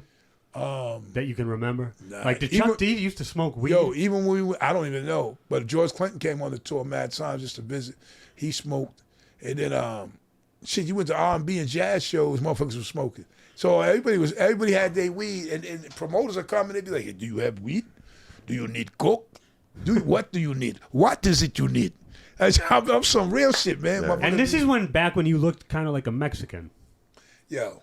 I'm saying. This dude, what? See, he can't help it. He's like, yo, Have you ever had one to put hands on him? No, I just roast him. I mean, look at this dude. Like, I mean, right he wants now, to put hands on me, but for different reasons. Yo, right now he looks like mad. shoes. It's gotta be the He looks shoes. mad regular. So he used to be the other way with them dreads and all that. So I would be like, damn, this dude is really like. It used to be good to see him because now I'm just gonna get my roast on, and then he would say the shit back because he's the captain of the dry humor. I don't know about these I was the dreads. captain of the dry humor, but also while You drinking. keep talking about these dreads. Like I've known it for a long time. I don't remember I must have met you. Yeah. I had the dreads. I think I'm in a pic. I think that Wu-Tang pic, I have dreads. No, there's no the fucking Wu-Tang way. shirt. I don't remember. Yeah. Listen, did you hear what he just said? I heard him. The yeah. way he said Wu-Tang, you know the dude had dreads, right? He didn't say like Wu-Tang. He said, even in that Wu-Tang pic, right? And he was normal and shit. So you already know, like, I'm noble. yo, that motherfucker said Wu-Tang. Hey, are you a Wu-Tang? I was like, I'm what? Yo, this motherfucker. Yo, you See, I can't see get what any good ones in today. He says shit, then he makes me just dig But in. this is the problem. This is why I got to go back to drinking because that's the only Yo. way I could be in a room with him Yo. and just get the quick zingers off. We got you here. I have to ask. That's it's crazy. Hold on. Was Hold on, just Bumpy, get that laugh was Bumpy on. Knuckles on one of the, was he? I feel like I saw him on that tour too. Yeah. Yeah, it me he was and on him. it too. Yeah, okay, man. okay. They said, yo, he real quick. If motherfucker got knocked out, Yeah, how often was they that didn't, happening? they didn't know if it was me or him. Yeah. Right? They used to be stupid because I'd be like, yo, man, the way you knocked that man out is you. I'd be like, yo, that wasn't me, but I wasn't, I'd be like, oh, okay. Then I'd run into him, they'd be like, yo, motherfucker tried to so-and-so, and I had to crack, I saw. How often were people testing you and him? That- Is it like His name is Bumpy Knuckles. Yo, me right? and, I'm yo, saying, how often were you knocking people out? Yo, me and Bumpy was going into marsh pits. You know what I mean? We was like, yo, you ready? You know what I'm saying? And you know your head got to be on a swivel in the marsh pits. Yeah. You'll come out toothless. But we was on some young, like, okay. So then we go in and you wait for somebody to get You you. talking about like white boy, like You- fucking like heavy metal monster. You got to get shoved first. You got to get shoved first, though. Is that what you're talking about? Like rock No, and we're roll, talking like- about like- no, them hip hop shits, man, had motherfucking marsh pits. Really? Yeah. Oh yeah, man. And you got to remember, Definitely after our day. Yeah. the worst one I went to that with the marsh pits was wild. You got to remember that GANGSTARR went on tour with Rage Against the Machine. Okay, so that makes sense. Yo, that shit. So we didn't even step into those shits. Because them shits, right, motherfuckers be losing teeth. It's too many people doing dumb shit where there's no way you're going to be like, you know what I'm saying? Especially Rage Against the Machine, Oh, the you wildest want- mosh listen. pit I'd ever been in my life. Yo, the same thing with Preem. The dude, Was that Wu-Tang Rage tour? Was that one? No, Nah, this it is was us. We were the GANGSTAR original. Rage and At Yeah. the Drive-In were before GANGSTAR. GANGSTAR was the originator going on tour with them. I saw, Okay. I, else saw was you, after. I saw you guys in Pontiac, Michigan. That shit was like, and we did every show at Coliseums, sold out. You know what I mean? One dude even jumped down from the stage, Preem told it before, and socked Preem. And then the shit kind of insinuated, the riot insinuated after that. But he jumped in. Motherfuckers was high. The riot? Like with us, our crew. Like Yeah. we had the All right. squad. Did you set ever up. knock someone out and then feel regretful, remorseful right afterwards? Like, Let me tell you something. that was an accident. Let me tell you something. There's no such thing as accidentally knocking someone out. You know what I mean? If I throw enough force behind my punch that the motherfucker's gonna get knocked out, it's that there was something going down where like, I wasn't trying to like be cute about it or nothing. You know what I'm saying? If you got knocked out, it was a reason. Cause it ain't like I'm not doing this for the today people tell stories about, stuff they did and whatever, and but my shit was like, yo, it ain't like I went around hey, I hope this week I get 2 or 3 knockouts. It wasn't that. But when it would position itself and that just happened, if I was throwing a punch at you, we wasn't getting paid to fight. You know what I mean? We was in the street or whatever, or the situation on tour or whatever. Ain't nobody paying no one to fight. So guess what? I'm throwing makers at you. You know what I mean? That's what you're gonna get. I'm not. Let me jab this dude like 6 times, man. And then nah, man, boom. You know what I'm saying? And you like, yo, whatever, man. So but you know what? When you get a certain age, anyway, period, I feel like even our ages and even you guys, you get a certain age, like, yo, what the fuck is you fighting people for? You know what I mean? Like, it's like that fighting shit is. What are you fighting for? Are you a fighter? Me, I never been in a real fight before. Honestly, only in the football field. That's crazy, right? So like that must be one of those things that you're glad that like got passed on. Like, well, so the thing with my son is like you always want to make it the next generation better. Yeah, but he's gonna hold himself down. Oh, so what I mean he's is not a small guy. My oldest son too, but dudes still could be chumps. But like that's not how we rock. But like here's the thing.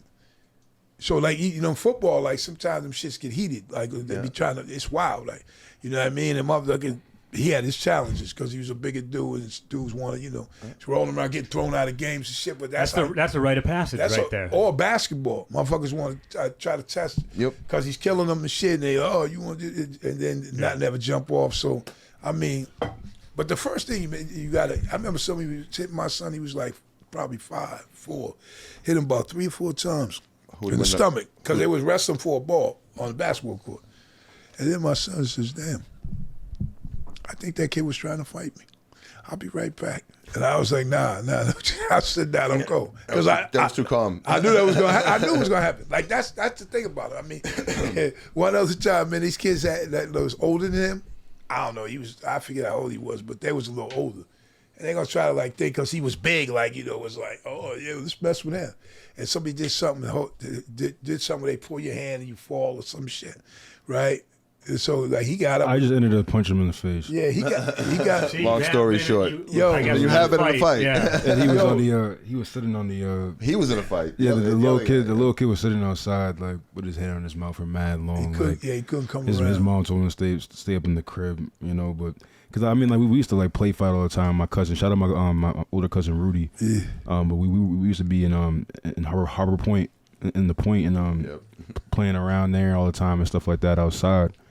And then play fighting and stuff like that. And I was the youngest kid of the bunch. They were a little older than me, but, you know what I mean? Like, they used to be, like, trying to get the best of me sometimes because they were a little older and shit. And I was just, like, a younger kid, you feel me? But just one day, I guess, I had enough, I guess. The real question that Van wants to know, though, is who would win the fight out of you two now? I mean, we never fighting, though. But if, it came down to it. What I'm saying? That's if it came down to it. It's ironic, man. Let me tell you. So listen, it should be, see, that's what I mean. It should be your children, right? That's number one. But at some point, Dad wins, and then... So listen, let me explain something to you. Like I just told you earlier, like what he said, it's always love and respect with my sons and my daughter, whatever, because if I'm throwing makers, man, I'm throwing makers. Like, so how are you gonna be fighting your kid and y'all are punching like that? What the trying to hurt somebody? That's never gonna be that's never gonna be in the equation. That's true, no matter how upset someone is. And guess what? You are the provider and the protector for them as they're coming up. And when you become that older person, then they become your protector. And in some cases, your provider. You know what I mean? So that's really like the circle right there. You know what I mean? And I never, we don't even You don't want to punch the hand that's going to feed you. Nah, but we wasn't even like, I didn't really even wrestle, whatever. Better question. Battle rap, who's the better rapper? I mean, so when it comes to rapping. Throwing makers now. When it comes to battle rap like that, though, if you think about it, so he's gonna come where he comes from, like it's the same place I come from. What do you think? What do you think? I mean, like he's over there rolling his eyes. So I didn't mean to cut you, but he's over there rolling his eyes. So he got a thought in his head. Come on. Nah, I'd be like, honestly, I'd be a battle rapping. I don't know. I mean, I feel like if it came down to some rapping like that, you would just hear two people kind of sound very like not the same, but like it would just be like. You won't stop coming out with stuff. It would just be like a continuous, like, right. You guys have a couple songs together. You guys are gonna make an album or something like that? You ever think about that? I mean, I think most definitely. Yeah, for sure. That's something that definitely got. Now that he has an EP out and stuff like that. Oh yeah, no, definitely. Oh, we the vibe is like, and see, it wouldn't be corny like father and son. He's actually on my new album, Undefeated, that's coming out. All music produced by DJ Premier. I'm saying some joints on there, so. Undefeated Trumayne's on there, man. You got to spit on the Primo joint. Yeah. So I have not to. a bad life. I gotta ask because the rite of passage in hip hop almost is. How'd you Tupac question? How'd you meet Primo? And then working with them in the early stages, did you know that he would become? Did you know that he had it in him to become like the goat of like underground hip hop beats? I mean, like he's. So you gotta remember one thing. So when I came, they were making records, I'm talking when I came back. Guru and Premier, when I got out of jail. Okay. They were on the moment. Yeah, they were making record. Yeah. No, they was on Daily Operation. Daily Operation. When I came. Oh, okay. So Premier, of course, the first time Guru came, when I got out, I came home, and he was performing in Boston, and someone gave me his number, Damo D, shout out to Damo, and I called Guru, and Guru said he was coming to Boston, and when he gets there, let's hook up. And so that's when I was freestyling, whatever, and I was like, Preem was there, and Lil Dap and all of them. He was like, I want you to meet everybody. And I was like, okay, these motherfuckers look young as hell. You know what I mean? So I met Preem that time, but then now I started going a year later, back and forth, months later, going back and forth to New York. So now I'm hanging with everybody. And how come you never moved to New York? I mean, you know what it was? So I was in Mass, and I didn't want to be not around my kids. Mm-hmm. You know what I'm saying? So if I was relocating my family, and that's cool. But I wasn't, I wanted to be in their lives like that too. You don't have to say that just because they're here. No, well, he could tell you himself. No, I know. He know the story. But I mean, and my friends so Guru was the only one that went from Boston there. Mm-hmm. And Florida, everybody else is just, I'm in Mass. I'm doing good. Were you pissed though that it was now like DJ Premier and Guru? Nah. No. The reason being is because I started all that shit. You know what I mean? So, some things be different. It's after the fact, but as far as that, the group and all that, the Premier, because we all the best. Like today. What do you mean you started all that shit? The group, period. Music, rhyming, GANGSTAR. Even the name. Yes. How'd you come up with the name? We know that one. Well, the GANGSTAR is twofold. We didn't have no name when we was going in the studio to record. You and I, we went outside, and I wanted to be called Gangsters. You know what I mean? Mm-hmm. And then we was talking. He's like, puts gang down there. I said, well, what about GANGSTAR? And then he knew somebody else named GANGSTAR T with one R. You know what I mean? So I was like, nah, well, fuck that, we're GANGSTAR, And he said, well, just put another R on it. And this is after me saying that. Okay. So then we saw a dude and that part, and he was like, nah, my shit ain't even the same as that. Plus, I don't care about that shit. And then that was that, But GANGSTAR came for us. Then we started doing graffiti. Guru was very artistic, so he's doing graffiti everywhere, and I would just do my tag on it. And we went to Atlanta with that shit all over, man. So me and him was the movement. Where did the logo come from, though? Did it come from? So the star represents, he made it all Muslim and all that, and religious level, man. Rest in peace. After I was gone, but the true thing was, the star represented Guru being a star pupil. He had just graduated college. He was as a scholar, whatever, Rhodes Scholar. And then me, the chain represented me coming from their gang life, you know what I'm saying? Just the chain, man, fights and whatever. So that's how simple that was, So let's go with that. GANGSTAR. That's what we did. And I'm Sugar Bear, and he was Keith E. And Keith E came from, he was like, damn, I don't even got no rap name. I said, dude, just use your shit like some of them other motherfuckers do. Keith E. And his parents called him Keithy. So that's why I was like, yo. So that's why in the beginning it's Keithy and Sugar Bear. And our routines was like that and all that, you know what I mean? So where'd Guru come from? So I guess when I was down, whatever, that's when he came up with Gifted Unlimited Rhymes Universal, Okay. Yeah, so that's where that came from, basically. What happened to that third member who was part of GANGSTAR at the beginning? What third member? You said that there was somebody else. Only Mike D, the DJ. Yeah, what happened to him? I don't know, but I heard he's around. I just did a song with OG Castro, Sandro Castro. Oh yeah, no. Yeah, I just did a song with him coming out soon. You know what I mean? So, Different World, listen for that. But yeah, he was affiliated with Mike D and all them, so that was another situation, you know. So, but Mike, I heard he's living, he's thriving, and you know, the best to him, man. You know what I'm saying? And then I heard that when Guru left, he left a note, like a letter in your mailbox. To me, that yeah, extent. telling me like, yo, don't try to, follow me, whatever. I'm going to do this, because I was in right then. It was bang bang, shoot 'em up type life. It was that type of bullshit, like drugs. So, and he knew it. See, if someone tells you something, then they're telling you. But if you see it, then you like, damn, this motherfucker's really like. Did you like go to dinner at his house? Were you around his father, who was the judge? Yeah, all the time. He called me Sugar Bear. Okay. When Guru passed, he had a memorial, and the only ones to speak from that side was me and Premier. You know, and he calls me up, Sugar Bear, and then boom. Did he approve of his son's friends then? I mean, no, but Guru was in college. Yeah, I got So the thing is, he graduated, man. So now his pops is fucked up because Guru was telling him he wants to be a rapper after going to college all that time. So now, And what was he going to college for? I want to say business management. Okay. Yeah, he has a degree in that, and you know, but his pops like, damn, you graduated high school and you want to be what? And he's like, a college. He said, you want to be what? He said, a rapper. I can do it. And with my friend Sugar Bear, he's like, so. And this is back Let me when get no this one's a straight. rapper. Yeah, he's Right, like, Sugar Bear. let me get rap. this straight. You a dude named Sugar Bear, so you're gonna rap with him. Oh, okay. Get the fuck out. That's basically how his father was. He's serious. He's a judge for real. Like he was, some life's soft spoken but very deliberate, very, to the core. So Guru got it right, got it where I had to perform in the living room. Because he said, he said, yo, can you perform for my parents? Because they don't believe in this. So I told them they got to see it. So then I'm like, damn, I'm not going to your house to fucking perform in the living room. And he's like, oh, come on, man, you got to do this for me. I said, all right. So we do the whole routine. And his mother, she's like clapping, and the pops was clapping. Okay. I said, oh shit, because I guess it looked real now. It ain't him just talking. It looked like, yo, these two.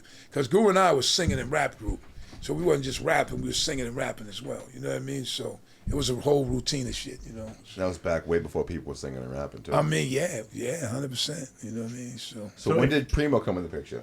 Primo, when I was incarcerated, and as those years went by, and then eventually he was going to New York, and he was checking out demos as he always did at Wild Pitch with Stu Fine. Okay.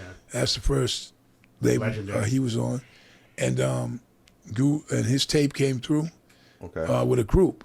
It was Premier and Top. It was Top Ski, his rapper. Came through, and the guy at the label was like, well, I'm not really feeling this Top Ski. And then Guru was like, I think I'm not feeling this Top Ski, but this dude with the music, man, I want to deal with him, you know what I mean? So Preem wasn't with that because Tops was his man. And then he said one day a recruiter came by the crib and Topsky was coming to get in. He said, yo, what you doing? He said, yo, I listed, man. This is taking too long. So when he did that, then Preem called Guru back and called them back and was like, yo, I'm down to, do this. And so then that's when they popped off from that point, And when do you meet Guru? Well, I met Guru. Yeah, we said. I mean, Primo. Yeah, Primo. I was about to say. Oh, yeah, my bad. This shit groundhog. Yeah. No. Yo, I said, we about to do this again? Hold on, bitch. Yo, nah. So you come home. Yeah, so I met Primo, I told you, at that show when Guru came to Boston. Okay, yeah. That's the first time I met Premier. And so when you start working with him?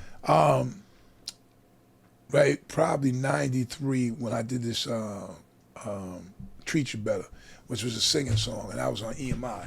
Okay. You know what I mean? So probably 93, right around then. So, like, at the time you're starting to work with Primo, 93, 95, in 2024, he's considered, like, all around, like one of the greatest of all time producers. Not only that, but the underground king of record producing. Right. Every underground rapper wants to work with him. Once you work with him, it's like, and through the 90s, like when Nas was getting the records, Jada was getting the records. Even he said, like, you're finally hearing Jada Kiss over Premier. Like, it was a rite of passage getting that Primo record. So Did you know that it was like? When did you know that he was going to be like he was special? well, the first thing about him, I mean, I could tell he was special when I saw that he had a helmet on and no one else did. But other than that, I'm messing around. That's my dude. Because you met him after he's already they have an album out. Well, So, yeah, but he hasn't become Premier. Right. Like he had, because this is, remember when their album's coming out? Now this is when Biggie and all them is coming into, like right at that same moment. So while Premier is making Gangstar albums, then he's making them classic joints for Biggie and them, kicking the door and all that other shit. So I'm living that whole shit. Did Primo ever talk about how Biggie dissed him on Kicking the Door? Nah, so, well, the way it was is like they would always have their own conversations about what was going on with that. But Premier made so many, even back, I was right there while he's making, when he was made Dwick. I'm standing right next to him freestyling, right? When he made, Next Level Showbiz and AG, the remix is iller than the original. Yeah. Showbiz, AG, brother has gotten, right? I'm telling you, like he's making that beat, I'm like, damn, that's just fucking crazy. Right? I'm just hoping I'm getting all these beats from him, but I mean, it's what it was. And I was hanging with him, so, And was he like a perfectionist, a workaholic? Oh, yeah. Like what separated So we used to you? have a situation where we go in there, we'll eat something. Then Premier will put together the, play some loops, find some sample. Then he'll let you hear it. Then you'll chill, probably eat some more. And then then he got to go in there and do his own thing and put it together. Then he's going to call you in, and you're going to rhyme and do your thing, or you like it, whatever. Then you're going to eat some more and be gone. You know what I mean? So it's in 3 sections. Now, though, we go in there. I do a lot of shit at the studio this way now. You know what I mean? So, like, before I was always being with him, but now, I do some stuff like now with different engineers and send it to him. But then certain things we got to get together and see how everything is towards the end, because I'm about to come out soon. You said you're doing a whole album with him. Yes. And when's that coming up? Probably later in the summer, man. You know what I'm saying? Yeah, So it'll be coming out through his label, his store, the whole shit. Any features on there? So I'm low with the features, man. Features is Trumayne, right? And So you made the album. That's dope. yeah, Terminology, Sure. Singapore. There you go. That's about it. I didn't go reach out for a bunch of features, man. You keep a tight circle. Yeah, there's a lot of people I could reach to, but I'm good, man. Is there anyone you want to work with that you haven't worked with yet? I mean, that you'd love to make a track with? I mean, you know what I'm saying? With me, maybe singers, like Lil Mo is good, and Jill Scott, singing wise. Then you got rapping cats. I mean, to me, it would be anyone. You know what I mean? Because it's not that one dude say, I'd like to rap with Jay-Z or Nas or whatever. Nah, it's like, spit any of those dudes. I'll rhyme with them. Yeah. You know what I mean? How about you? Is there anyone you want to work with? Well, If you could have your dream pick. shit, man. Drake. Yeah, Drake's a good one. I would do Even that. for me. So what did you have, Kendrick or Drake? In this battle, I'm a mix. I feel like the Kendrick side of things was more of a team effort. I feel like it wasn't just Kendrick going at Drake. It was Kendrick. It was Future. It was multiple dudes. Metro Boomin. Even tried to rap some verses, some songs at Drake. Kendrick Spirit. Like Go it was ahead. like Drake. Like Kendrick definitely made a fire song. Not Like Us. You know what I mean? I like the song a lot. You know what I mean? I bump it. But I just feel like in terms of the battle overall, I feel like there's a lot of different guys coming at Drake at one time, which just shows you how. So you think it was unfair? I think he's over. I think he's over that shit. You know what I'm saying? Like he just rapped on the Metro Boomin BBL Drizzy instrumental on a Sexy Red song called "You My Everything." Rapped over it. Like he probably got a better song than anybody else that freestyled on that beat. Like, so I mean, I feel like Kendrick definitely like he has like some points he made and stuff like that. But I'm more of a Drake dude, personally. Older generation. What do you think? With That's the young generation. With that, yeah. I feel Kendrick Drake. I feel the same because first of all, Kendrick, first of all, he can rhyme and all that. You know what I'm saying? A lot of times I'm turned off by his voice, like the way he be sounding. But I mean that's him though. You know what I mean? So I could get past that and see how he rocking. But I mean, I'm Drake. To me, Drake that was solid, and Drake is solid. Like so I look at him. I always looked at him like Drake on some for real shit. You know what I mean? So. And then as far as you speak of that, young or old though, but yourself, what do you think was Whoa! We're asking the questions here. No. This is our interview. Whoa! Yo, Hey, whoa, let's run this back. You hear me? I hope you Whoa. have his face on that. The face he made when he So did listen, that shit. so listen, Mr. Whoa. Listen. So when it comes to what is your top? Give me top 2 diss records that you personally would think. Well, I know his is Hit 'Em Up. No, you. No, I'm I talking know. about you. Definitely Ether. Uh-huh. And when West Side Connection was going at Cypress Hill with Bow Down. No one has ever said that, so I want to throw that in. But like, what's my second battle record? Let me think. I mean, I'd say Cannabis and LL. Okay. What about you? I always say Hit 'Em Up's the best record because of the way it starts. The whole Machiavelli album's fucking great. I love Eazy-E, Real Motherfucking G's. That's like an underrated one that I love a lot. That's a really good one. Fucking the Cannabis LL battle was dope because they both had dope records. The Actually, Drake- Jadakiss verse Rockefeller was dope. So- but nothing's been as good as Biggie. And To me, it was always Ether. You know what I'm saying? And the reason why I even Oh, say we're the same. yeah, but yeah. It's wonderful. Wonderful news. Wonderful We're news. we're not the same. Yo, get the fuck out of here. We're not, yo. It's like we share the Who's same this kid with? cul-de-sac. Who's this kid with me? Yo. But he, whoa. You're replaced, But he has him, right? Yo, so Ether though, man, the illest thing about Ether, it's like, first of all, it had some hard lines, but it was comical too. Like, I feel like how shit gotta be. You could say some real shit, but you gotta be clowning somebody too. And the way he was like, yo, you know what I mean? Like, Negro, please, you think you get chicks because of your look? Negro, please. Yo, you know mustache having whiskers like a rat. That's like you're clowning right now. Like, that's just one little part. Like, you know what I mean? You think girls love you because you look good? Basically, he's like, come on, man. It's also like you got ethered. And then when you hear the song when it comes on, Right, he's spitting these funny lines hard as fuck. First time I heard that, boom, fuck Jay-Z. I was like, yo, what the fuck is that? You know what I mean? I was like, then the shit came in. I was like, this shit is crazy. We interviewed Ron Brown. I prove you lost already. Like, that's, come on, man. That shit was fucked up. My top 2 would be Ether and No Vaseline. There you go. Yeah, that's a good That's one. before your time. No, but still, he's a That's stupid. that class. That's the Led Zeppelin. right That's a there. good one. That's a good one, great too. one. I was at that for sure. Dude, That's a good no one. one thinks about how Dr. Dre's Dre Day is a diss record too. Yeah, but sometimes this shit was like this, but it was cornball.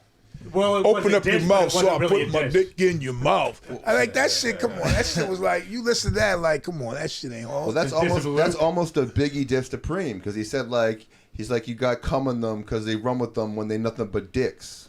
Yeah, but that's an amazing verse. Yeah. That's technical. And plus, that's rather Says, reach. fuck you, Annam. But that's reaching though to say that's Preem though, man. No, Preem says that he was I like never heard when he him was say mixing it. He's talking about because Preem runs with Jay-Z and shit. He's like, and you run with them. And Jay-Z was his man though. I know that, but I'm saying like that's what he was talking about with the shit. And he was talking about that dissing all of them. He's like, you run. He's like, and Preem got a record. I seen on VH1 what he's talking about. He's like, yo, I'm making the record, and I realized he's dissing me. You know, Preem don't be telling the truth all the time. I don't know Preem. Nah, I'm fucking with you, man. That's my man. Yo, Are you and him like best oh yeah, buddies that's still? one of my best Okay. dudes. Like for real, friend. Like for real. Yeah. Like he'll call me now. We're talking on the phone for mad long. Not after this interview gets even out. though he know me. You know what I'm saying? But that's when he said that was call right there. Yo, Preem. I'm telling him. No, I believe you, man. Hey, ask him. What do you like, saltines or Ritz? Neither. You don't like crackers? No. Cheese. You don't like crackers either? Okay. I like my. I am. What one. kind of crackers do you like? I like saltines and Ritz. That's why I asked you. Yeah, both of them shits. We rhyming. Let's go. What it be that? I wasn't sure You know where what I'm you. saying? I know you were bringing me around or something. No. I was really like, you would never do that's that. simple. Of course not. Chips. Yeah, very That's simple. a simple. But do Very you simple. eat crackers though like that? I'm serious. So- Ritz and saltines. Yeah, maybe No. both. But You don't eat- what would you say is one thing that What? people What? don't know about? I know. I have no idea. That's right. That's usually what I do, where Whoa, people have no whoa, idea whoa. what I'm saying. Hey, Yeah, hey. He's going somewhere with No, it, but he's not. I'm not. He's not. I'm not I going to have let him zero do it. faith I'm not that going he to let him is. do It's it. simple as What's crackers. something about Primo that people don't know? I mean, he's a very funny dude, man. Like, he's a hilarious dude. Like, we laugh our ass off and shit and make little characters, whatever. But we always been that way. But when it's time to be serious, you're serious. But he's He's probably like, some people might know that a little about him, but nah, man. Yeah, I don't think people know that. He's a funny dude, man. You know, so, and maybe it's just because like the circles we in, but nah, that's my dude. And where's Crumb Snatcher in all this? Also Boston. Hmm?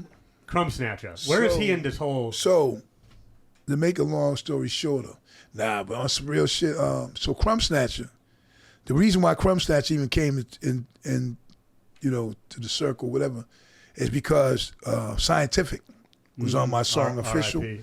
Yeah, rest in peace, Scientific.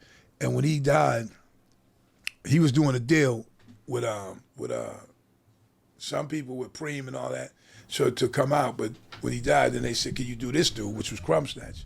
So then that's when Crumb Snatcher came in. So Crumb Snatcher, that was really like Guru, man. Okay. Like, a lot of people used to say shit like, Gangstar Foundation, well, nah. Gangstar Foundation, it's always been Jay with the Damager, Group Home, and Big Shug.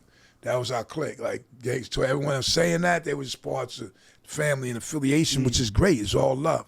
But when it came down to it, the groups, that was Gangstar Foundation, and it still is. You know what I mean? So, yeah. And what was the dynamic like? J. Rue was coming up, like he was having great success with his solo. Sun Never Rises in the East. So I'm gonna tell you like this here. I got a song coming out called Gangstar Foundation that chronicles that whole shit. You know what I mean? So who's in the picture here on the back of Hard to Earn? We got J. Rue, we got you. It's J. Rue, Lil Premier. Dap, myself, Premier, Malachi the Nutcracker, and that's it. How did Group Home get brought into all this? Well, we was all hanging out, and they were like, the crew was like, yo, let's make them a rap group, because Mel's from the Bronx, Dad's from Brooklyn, and we used to just hang out. And he said, okay. So then they, at first, Premier wasn't too sure about that, but then he was won over to do it, and then that's when he started working on the album. So they was a group put together by him and Premier. You know what I mean? The Living Proof album's a really good album. In Prodigy's book, he says that Malachi shit in an elevator. Is this true or false? I mean, yeah, I don't know. It's some crazy shit. 'Cause, now, Malachi did some shit, man, because, you know, he's that's my man, but he's a little out there, but he's older now, a lot more calm and whatever, but I don't know. I don't know that. So. And what was your relationship? Tupac shouted you out, the real Big Shug, on one of his tracks. What was your friendship like with him? Was it friends or just, you know, associates? So I always felt like when he said the real Big Shug at this show, he was talking about Suge Knight. So I felt it was this, but I seen him at one point and I even said something about that. And he was like, that wasn't that, you know. That's why people saw that dramatic shit. But like I seen Tupac at that time several times when that shit was going on. But what was he like? With me, he was like Tupac, he was like how he was. We hung out. Like for instance. But is he like a super energetic dude? Kinda, yeah. Because once we were hanging out in the limo, him and Guru and I, we go to the club. They didn't want to let us in with sneakers, but dudes like chilled for a minute. Then Tupac went into Tupac mode. You know, I'm chilling. Fuck that shit. I don't need to go in there. Blah blah blah. So when they said everything's cool, he said, "Nah, y'all can go ahead. You know, I'm cool." So he dipped.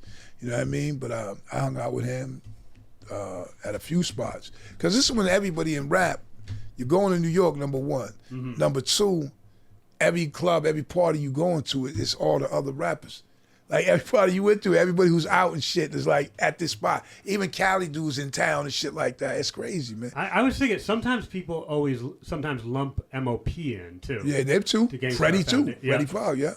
But I mean, that's fam though. Like, you know, we definitely had to adjust a few jaws. Right. Well, I remember when we interviewed them at UGG, Fame and Billy Dan's, that they were like, yeah, all of our original tours they would like, people wouldn't book us because we were just knocking people out at every show. Well, what happened, like in the beginning, dudes weren't, you know, when you really come from the hood for real and some shit like they come from too, you're not used to like, you know, somebody try to play wrong or somebody not even trying to play you. This is how something goes, and you just gonna turn that switch on. That's how shit was, you know. Or any disrespectful, funny shit. Yo, we was going at it, and that's why I connected with them too, because I was the same. So it was like, right. Oh shit, you know, that's them dudes to tell you Fame and Bill and Treese and all them cats, man. Flip, you know what I'm saying? Shout out to Fox, all them, man. You know, we was doing our thing, man. It was good times. But yo, it's almost that bewitching hour and shit. Yeah, no, I hear you. It is time to wrap. It is time to wrap it up. Wait, we can't leave. We can't leave this without asking. So what the fuck happened with Solar, and where is he now? So, Solar, man, that was somebody Guru dealt with. If people know the story, I really don't give it that much energy. He's still trying to like obtain certain shit and sue and whatever it is, but like he's not really, like me. I've never seen him since those days. So, but the first time you talked to him, it wasn't a good conversation. Nah, because Guru was like, yo, he had just left the group, and he wanted me to go on tour with him and Solar, and I was speaking to him, and shit sounded kind of suckery. So then I just started screaming on everybody, and then that's the last time I ever talked to Guru. So, you know what I mean? So your only interaction with Solar was that one where you before fuck that, this shit. yeah, before that though, he was on the little tour with us when Guru left the group. So I had a little confrontation to tell him shit how we did shit. You know what I'm saying? And he was acting like he's just with Guru. So, did I know or suspect or even think that it would ever be like how it is now, like how it became with them? Yeah. Fucks no. You know what I mean? Like that was my man. Guru listen, them dudes was rocking with Guru because he rocked. Guru was my best friend, like, right. So we were friends before rocking and grew into that whole shit, right? So it was different for me. I'm like, yo, I'll see this dude again. Look, he called me at first. He left the group. He calling me, trying to have me go on tour with him and Boy. But I mean, that shit didn't, When he wasn't getting along with Primo. Yeah, when he left the group, that shit was over at that point. You know what I mean? So, but he still was like, Shug's my man. He even called me a couple of times. I wasn't there, and then. Is Solar able to walk around like New York freely? I've never seen anybody see him, so I don't know. Like I haven't. None of the crews seen him. I see, nah. So I don't know what he's doing. You know what I mean? But Such a weird story.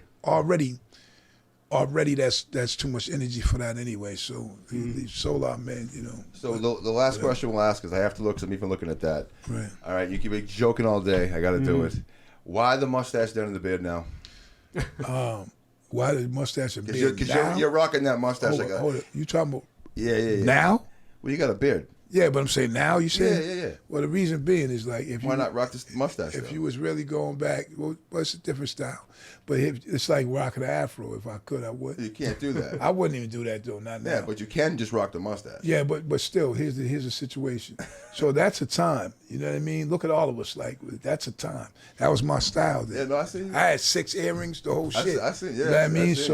Yeah. But then there's the times, if you look in these years, there's shots of me with the 5 o'clock shadow beard, the whole shit, like, and me and Guru. If you look at a lot of pictures where it's me and Guru with the mustache and the chin beard, that's something we collectively was like, yo, it's like we always was the underlying like Run DMC. Even when I came back around, we was like, if you see some shows, we was dressed same color scheme, all types of shit, because we was trying to be like EPMD, all of them. That's just my doing. Your friend is back. That's really how Jenny Jones show, all that crazy shit we did. You see me and him, Smoke Groove, the same. Come to my hotel room before that, yo, what you wearing? And then we'll go out, we're the ones with the same color scheme. So that was fun too, man. That's dope, man. Yo, thank you for coming in. We appreciate you guys. If you guys want to tell Trumayne, Shug, you want to tell everybody where they can find you at, where they can get the EP, where they can get the music and everything? Go ahead, True. Right there. Yeah, the EP is called Yours Truly. I also got a single out called Boom. My artist name is just my name, Trumayne, Trumayne. I'm also on Instagram at I am Trumayne. You can follow me on that. And I'm on all platforms of my music. Just look out for more stuff coming. Yo, he delivered that on some. He's a professional. Yo, he delivered that on some smooth shit. Yo, my name is Trumayne, and I was listening to me, and I was like, damn, sounds like Trumayne, and listen, if you can you like do my better? song, like ooh, and if you like Birkins. Listen to my joint, and then I got some shit for the fellas too, like boom, you know what I'm saying? Like boom, y'all know what that means. Anyway, nah, he was smooth as shit though. That was smooth. But anyway, I had to give it to you. He was like, yo, before I tell my shit, so my mother, rest in peace. Yo, so first of all, man, I never went to a funeral home like this in my life. I go in this funeral home and I was like, damn. It's okay. I'm looking, I said, none of these people look like my mother. It's more bodies than one in there, and dressed up and whatever. And they say, oh, she's in the front room. I'm like, so I look at my mother, I said, damn, she looks a little different. But there's mad people in this place. Like, so now I go sign the papers and all that stuff, man. And then I come back the next day and my mother's not in that room, she's in another room. So I'm looking for my mother. At this is the funeral home, we about to have the service. There's a body in this room, there's someone in this room, there's 4 bodies in this room. I mean, everybody's dressed up. And I'm like, what type of shit is this? Because I've always went to a funeral home where it's just, you're going to your funeral, like see a funeral or whatever, So it turns out that shit is like a job for them. Like when the body comes in, so we had our little service in the room and all that. It was like, yeah, And when that was over, the dude slides in on the microphone. He's like, you can exit on the left or you can exit on the right. I'm like, wait a minute. Yo, I'm at this funeral like, is this too fucking serious? Like, I'm telling you, he slid in there too. Like, imagine that. He slid like it was some bullshit, right? And got on the mic. You can exit the left or you can exit the right. Just like this. I'm like, is this dude real? You know what I mean? So, and then guess what? When the funeral's over like that, they roll your moms, whoever, out. And then that next body you see roll right up in there with the next people coming. Yo, I was like, this shit is crazy. It's just, his business is wild, man. Wow. I'm talking about Ray Roll, your man who did all that. He wants to perform. Hey, your man who did all that, he's the one that rolls the body out. You know what I'm saying? And then they pull the other one in. That shit is wild. I never seen no shit like that in my life, man. I swear to God. Never customers, man. And it's crazy because it connects with my mom. And I'm like, damn, so I'm never going to forget it regardless. Yeah. But, man, I was like, wow, I'm really not trying to go to another funeral like that, though. Yeah, no, I'm with you. It's supposed to just be you, like, you know what I'm saying? I don't need to go see everybody's cousins and shit. Yeah, that's kind of crazy. It was kooky, man, But, yo, like, my shit, I got the album Undefeated coming up soon. Featured DJ Premier's doing all the music, all the beats, man. We got some joints on there. I got my man Terminology on there. Shout out to Term. Singapore Kane, and my son Trumayne. You know what I mean? So it's solid. I'm looking forward to it, the release. Also, you can find me on Instagram, Big Shug GANGSTARR, one word. Now you see Big Shug GANGSTARR Foundation, that was hacked a long time ago. That's why there's no addition to that. But some people still think that's what it is, but it's Big Shug GANGSTARR. On Facebook, it's Kerry Guy. People know. You know what I'm saying? The real Big Shug on X. And what else I got out there? Twitter, Big Shug. I mean, X, no, what's the other one? TikTok, Big Shug. With Snapchat, Big Shug. Yeah. I'm everybody, man. I'm Big Shug on all them shits, man. And we appreciate being here and all that, It was been a good time, man. Thank you, man. And like a dude like me, like there's so much